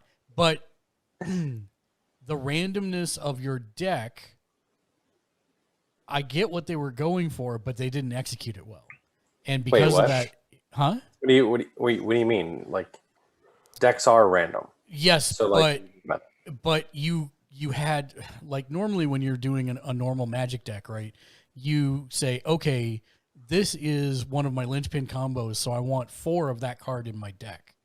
Right. And they made it almost impossible to do that. So you'd have 1 or 2 of 92 different things, and it was really hard to actually create great combos in the game. So it was like when everybody first started playing Magic for the first time. Yeah, kind of, except that except that the translation from the cards to what you were doing in the game wasn't good. So no. Yeah, that's the real problem. Wait, how did they have that logic messed up? That's been done before. Well, not really. Yes, if you go back to the really old games, which I wish they would just re-release. God, they were so good. The ones where you traveled around the map. But then you actually played the Planeswalker one? Was it Planeswalker? Yeah. Oh, God, I love that game. Yeah, it was fantastic. But dude, I used to play that all the time. I'm like, wow, that's taking me back. That's an old game. I wonder if I can find it. Because that was I think you had to download it through their launcher, through their BattleNet. No, launcher. no. That was like you bought it on a CD and installed it. Like that was old school. Dude, we were on dial-up when that game came out. Because I'm talking about, I was playing this on my John Delancey themed compact laptop that I bought because Q's voice was on it. Yes, that happened. Who else has another thing? Matt sent me one, but I'm kind of a little too inebriated to announce the name of the game. So, what's the name of the game? Dude, it's a new Metroidvania that looks awesome. And what's the name?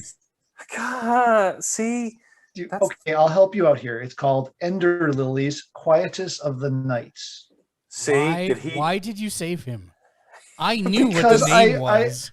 I feel I have empathy. Because he knows I can't do it right now.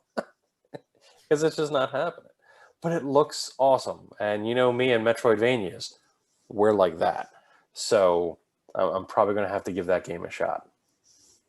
But yeah, nobody's mentioned recently again that Metroid 5 is coming out. Sorry, we covered that last time. But we did cover that last time. And then it really bothered me. It's still exciting. It really bothered me that they said it's been 19 years since the last Metroid game. I know. And I'm just like, no, it hasn't. It's been, oh my God. It has. well, if you count Zero Mission and the remake of 2, it hasn't been that long. But since the last numbered one came out, But it hasn't been that close either. No, I mean, those were like old DS games at this point too. So it's been a while. But yeah, I mean, thankfully the whole Metroidvania genre has been very robust in that time. So that's good. Mm-hmm. So yeah, there is a Sam and so Max. Bender Roses is probably going to get a pickup for me. Sam and Max VR game is coming from LucasArts Devs next month. Wait, what? Yeah, it's what now? There's a Sam and Max VR game from LucasArts Devs releasing next month. It's called Sam and Max. This time it's virtual. It is only on the Oculus Quest for $30. Hold on. But then it will appear later this year on Steam VR and Viveport. Pass. And it'll be on PlayStation VR in early 2022. Are they doing a PS5 VR? Yeah. Oh, wait. Yes. Yeah. They are. I mean, because like I don't want to. They are. Yeah. I don't want to buy the PS4 one at this point. No, you should wait. But I still want to play like Tetris and Rez, but I'm assuming I'll still be able to do that on a new one. Yeah, you should be able to. And I hope that they have just as comfortable a headset this time, because even though it is the heaviest one, it is still the most comfortable and most evenly balanced of all the headsets. It's fantastic. Very nice headset. Do you have anything else, Matt? We heard about the Final Fantasy Pixel remasters during the sort of E3 thing. I mean, it was E3, but it wasn't E3 anyway. And the first three Final Fantasy 1, 2, and 3 are up on Steam for pre-order now and will arrive later in July.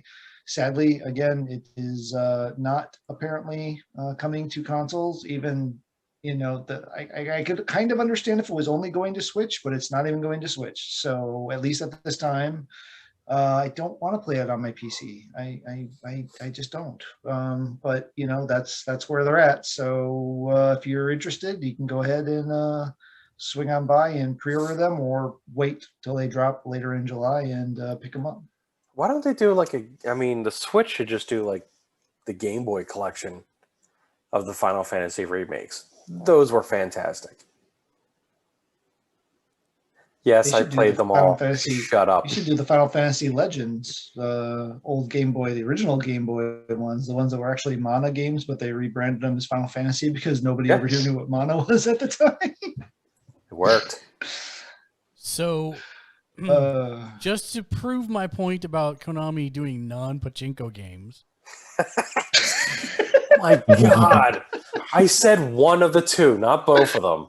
Let's be reasonable here. They actually just announced a PC game called Crime Site, which is a competitive murder mystery game.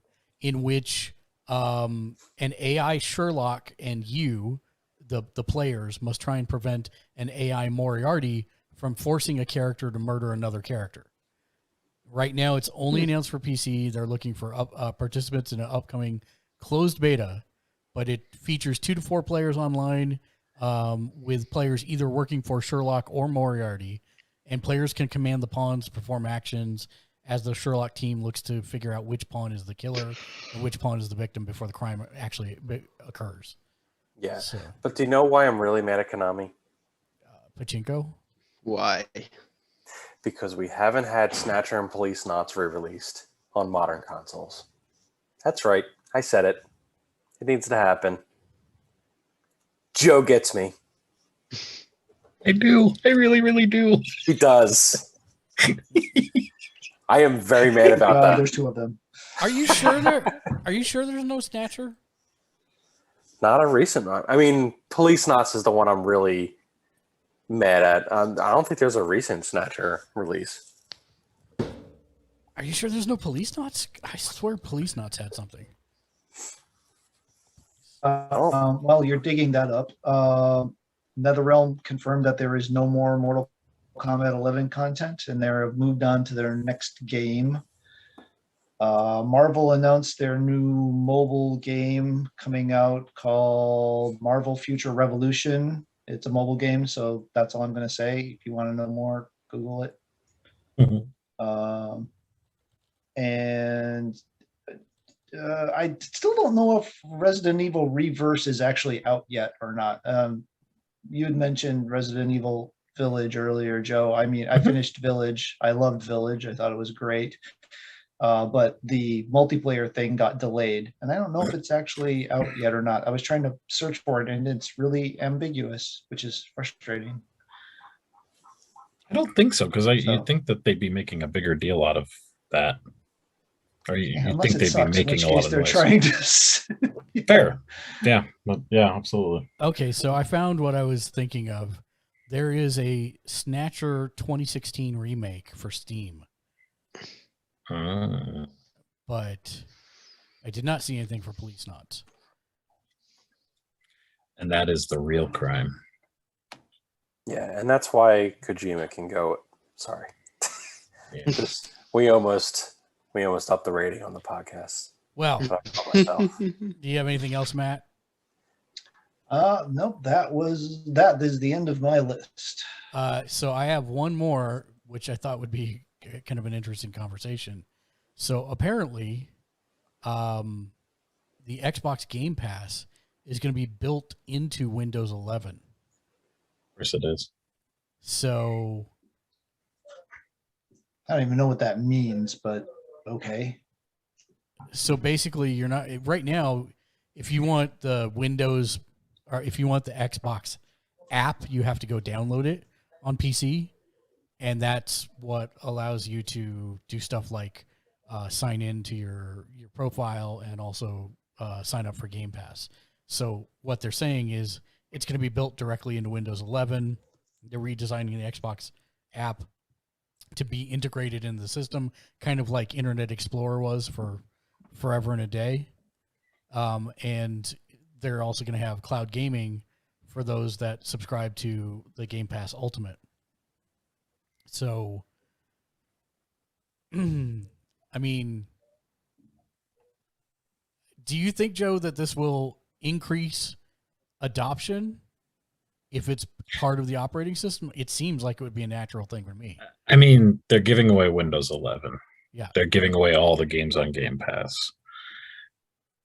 Somewhere, sometime, the other shoe is going to drop. I'm just saying. I mean, I smell another monopoly lawsuit.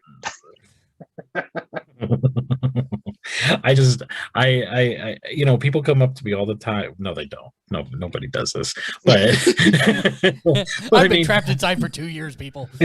I haven't talked to anybody but you guys in the past 2 years. Who am I kidding? Oh God, no, that's so sad. I know. No, I mean, I've had conversations with people, and over time, as Game Pass has grown and grown and grown, it's like, so, well, what was it? A couple months ago, wasn't it? Where they were just like, oh, by the way, we're increasing the price for Xbox Live to like $800 or whatever it was. And that's the sort of thing that I was waiting to happen, because I mean, they're just writing checks to people, and it's like, yeah, I get it. You're making all your money on Windows and stuff like that. I understand that. I get how money works. And by doing that, you end up collecting all these people. But it's just like, man, at some point, I mean, I forget who said it earlier, but I mean, Microsoft doesn't make, Xbox never makes money. It's not a blip. It's not even a blip. It's always, it's always been losing money. At some point, it's like, Daddy Gates needs some scratch from the Xbox sector, and it's just like, when are they going to start putting some money up? Why are they just keep on giving it away, and it's just like, people won't shut up about it. And it's like, yeah, you're getting all this stuff for free, but sooner or later they're gonna be like, oh yeah, by the way, we get your firstborn kid, or we need two of your toes now, because we're building Windows 2022 or something like that. I don't know. I'm tired. Really, I don't know, but also they could figure it out. Like, I mean, if they could figure out a price for it, because like Office, like they slid in all, like, a lot of people have an Office subscription. I have an Office subscription. It's like $70 a year or something, isn't it? Right. Which I'm like, something, it's reasonable. Like, I use it enough to justify that price. It's always up to date and everything like that. But that's, no. And they got me, because it used to be like, I would spend like, $100 on the Office suite, on some deal at some point, and use it for a bunch of years. But now they're getting a steady $80 a year from me, right, for that.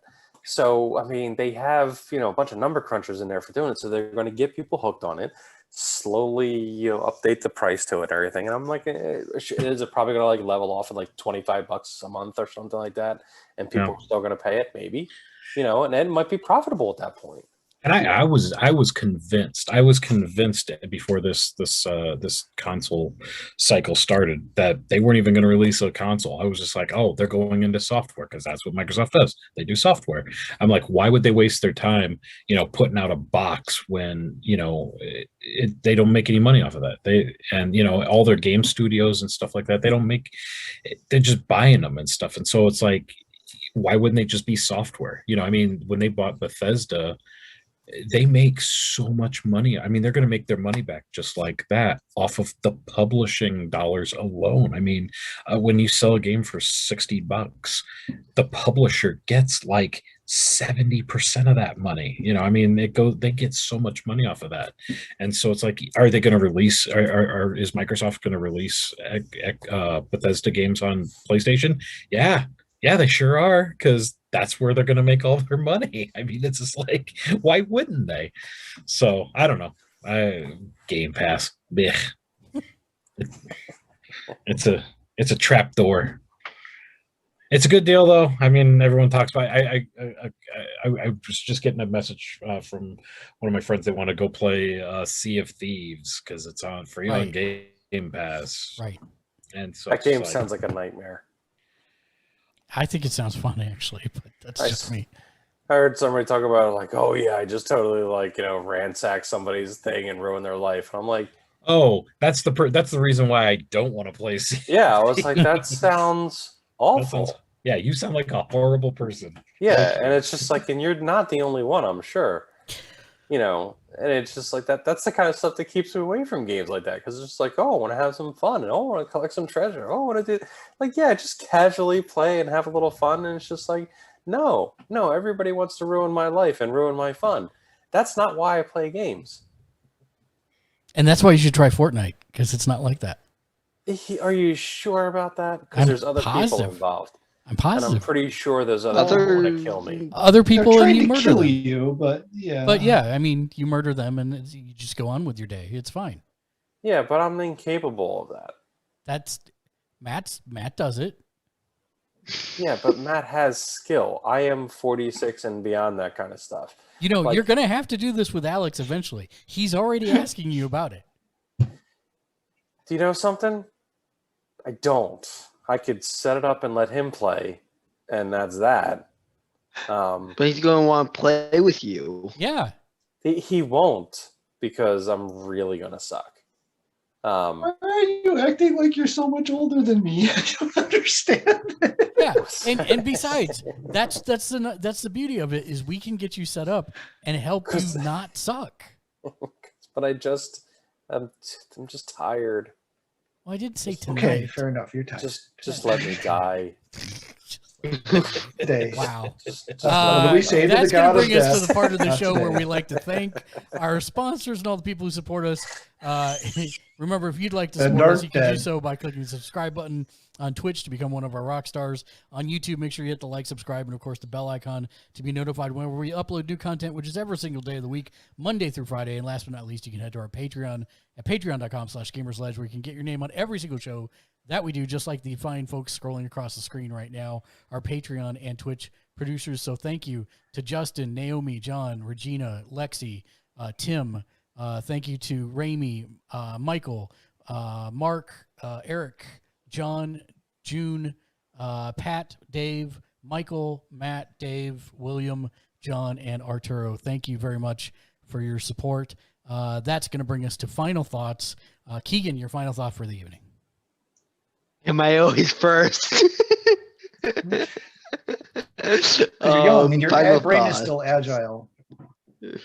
Final thought. Hopefully I have Persona 5 finished by next podcast. You got 2 weeks. That'll be my final thought. All right. Matt, how about you? I actually have 2. One, I am making my long-awaited return to theaters next week. Black Widow is dropping, and I will finally be getting to see a movie on a giant screen with sound that'll blow my ears out and a giant tub of popcorn. And I will eat so much popcorn that I get sick. At least that's my goal. Sounds like a good time. But yeah, I'm really excited about this movie. Thank God I'm not writing back afterwards with you. Jesus. I have to drive. What are you talking about? It's like out the window while I'm driving down the highway. That's not the end I'm worried about, friend. Oh, that end is fine. Dang it, where'd my brain go? Out the window. Out the window, yes, out the window, exactly. So yeah, I'm super excited about that, and super excited about another thing. I think people know that Dave and I both share a love of Legos, and while Dave is free with his love, I have been much more stringent with it. It's helped that the Star Wars sets haven't been great of late, outside of the major ones. And but yeah. So I think everyone here knows that I'm a little bit of a Spider-Man fan. What? Oh yeah, that's right. I didn't even know that. You didn't know that? Wow. Yeah. Well, it's true. It's true. I'm coming out here today officially a Spider-Man fan. Yeah. Wow. He had a perfect opportunity to say that in episode 4 and didn't, but I'm guessing it's not going to happen. I bought the Daily Bugle set from Lego.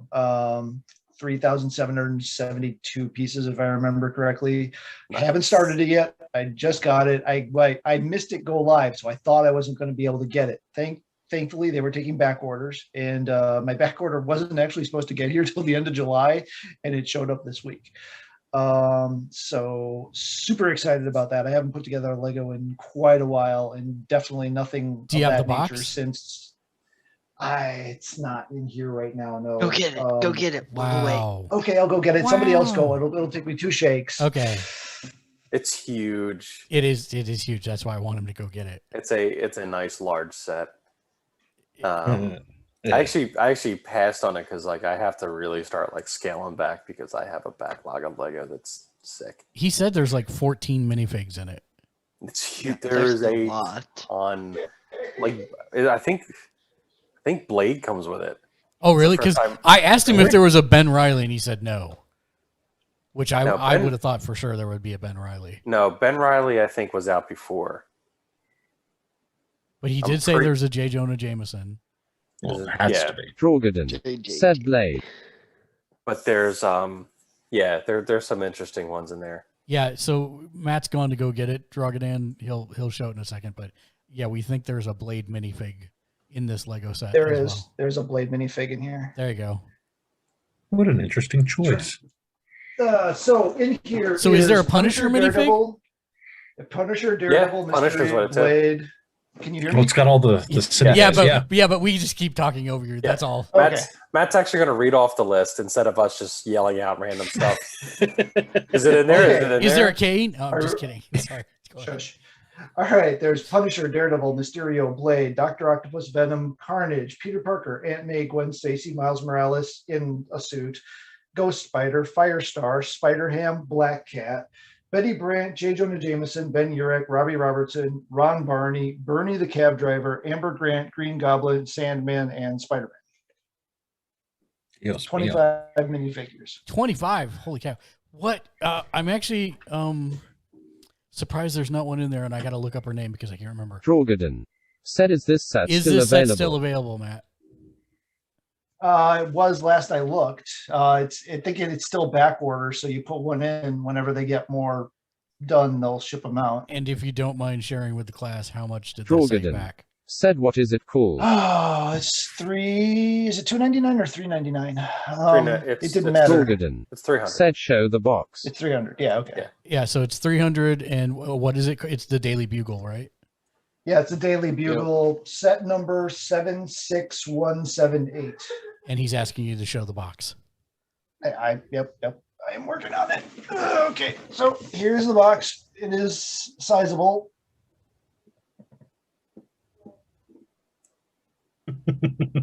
Over your head, please. We needed the Spider-Man theme playing while he scrolled it up through. Said 76,178. I do love that they included Firestar in here since she originated in Spider-Man and His Amazing Friends. He is asking if it's set number 76178. Is that what you said? 76178. Yes. Good. Thank you. And it actually comes apart. I don't know if you can see this on the box, but each of the levels comes apart and pulls off the back. So it's actually a play set inside. So you can actually pull each floor individually and pull the. Oh, actually, you never noticed that. So so it's covered too. Yeah. So a lot of times when they do them, there's like it's an open back and you don't see it when it's displayed. But that's nice. This is closed on both sides, but you can pull one of the sides off, and then the inside's a play set. Nice. Oh, that's nice. Drogadon it's a total said $299 on Lego.com. 32 inches, 9.8 inches wide. Almost 3 foot high. And something that it doesn't show on the figure cases, but the Carnage and the Venoms do have tendrils. Cool. Black Cat's got a diamond. There's the spider buggy climbing up the side of the building there. There's the Goblin Clan ink or the tag there. There's actually a webbing. There's like a web right here, like where he would have webbed up his clothes when he changed into his costume. It's much nicer than the Daily Bugle I have. I have the old one. And although that one did come with Nova. Which that was the only set that had Nova in it at the time. And weirdly enough, even though I am a huge Spider-Man fan, I've never bought one of the previous Spider-Man Lego sets because I made a rule for myself that I would only buy Star Wars stuff. So I've never bought any of the Spider-Man things. But that seems insane to me. I know, but I make rules for myself and then I expect myself to stick to them. And oh, by the way, Ben Reilly is not, but there is the original Scarlet Spider on the billboard. Oh. See, that's what I'm saying. Why would they not include him? That's weird. So there may be, without spoilers about upcoming things in the comics, there might have been a comic reason why. Oh, okay. Let's see. Final thoughts, Dave. I'm not sure. I pre-ordered a new camera that I shouldn't have, but I've been, looking at like getting into like mirrorless, and Nikon's releasing a consumer level mirrorless camera that actually has a one thing that's like a requirement for me is a fully articulating screen. Because like the macro stuff I do and everything, it's like it's cool to have the screen that like flips out and also spins and like bends in like different ways. So that's like really handy for me. So they finally did that with this one, but it also has a retro look and feel to it. So it's kind of like neat looking too and everything, and I'm actually looking forward to that. When is it supposed to arrive? Probably like in August. You'll have to show us once you get it. Yeah. So I'm looking forward. It's a nice lighter rig, but takes fantastic pictures and has like a lot of like modern bells and whistles to this stuff. So I'm looking forward to that. Joe, how about you? Final thoughts? Well, I didn't say it before, but I bought the only Legos I bought today were the Adidas Superstars. I saw that. I bought two of them actually because I am totally a sneakerhead, and so I instead of buying one, I bought two because you got to have a left and a right shoe.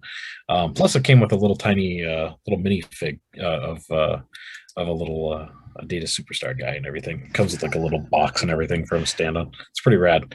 But as far as deep thoughts go, I just wanted you to, or final thoughts, I just wanted you guys to know that if you have something bad smelling in your pocket, wherever you go, it will smell bad. Don't blame it on the place. It's my final thought.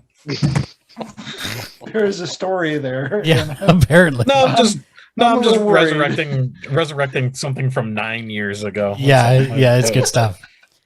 My final thought is Hasbro just did their convention, and it was a virtual con, but they actually had Tenacious D play, and it's crazy to hear them go through most of their catalog, and they sound as good now as they did when they actually recorded it, 15, 20 years ago.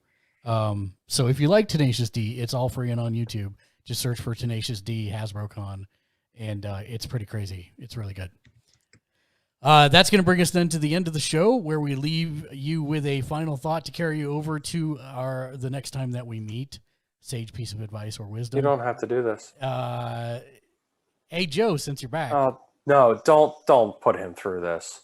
That is not even cool. Joe, do you know why Charlie even thinks it's not cool? Do you know why I'm really excited for the next Autopsy Club? Trogarden said the bubbles don't come until the end of the show. No, Mark. No, I don't. Why? Why are you excited for the next Autopsy Club? Because it's open mic night.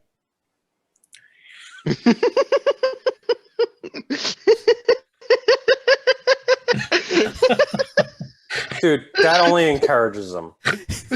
That is too good. I like it. Until next time. I'm going to laugh at every single one of those. I love that stuff. And game on. I can't believe game on. That. Dave thought he had somebody in his corner up until that point. Keegan is on the list.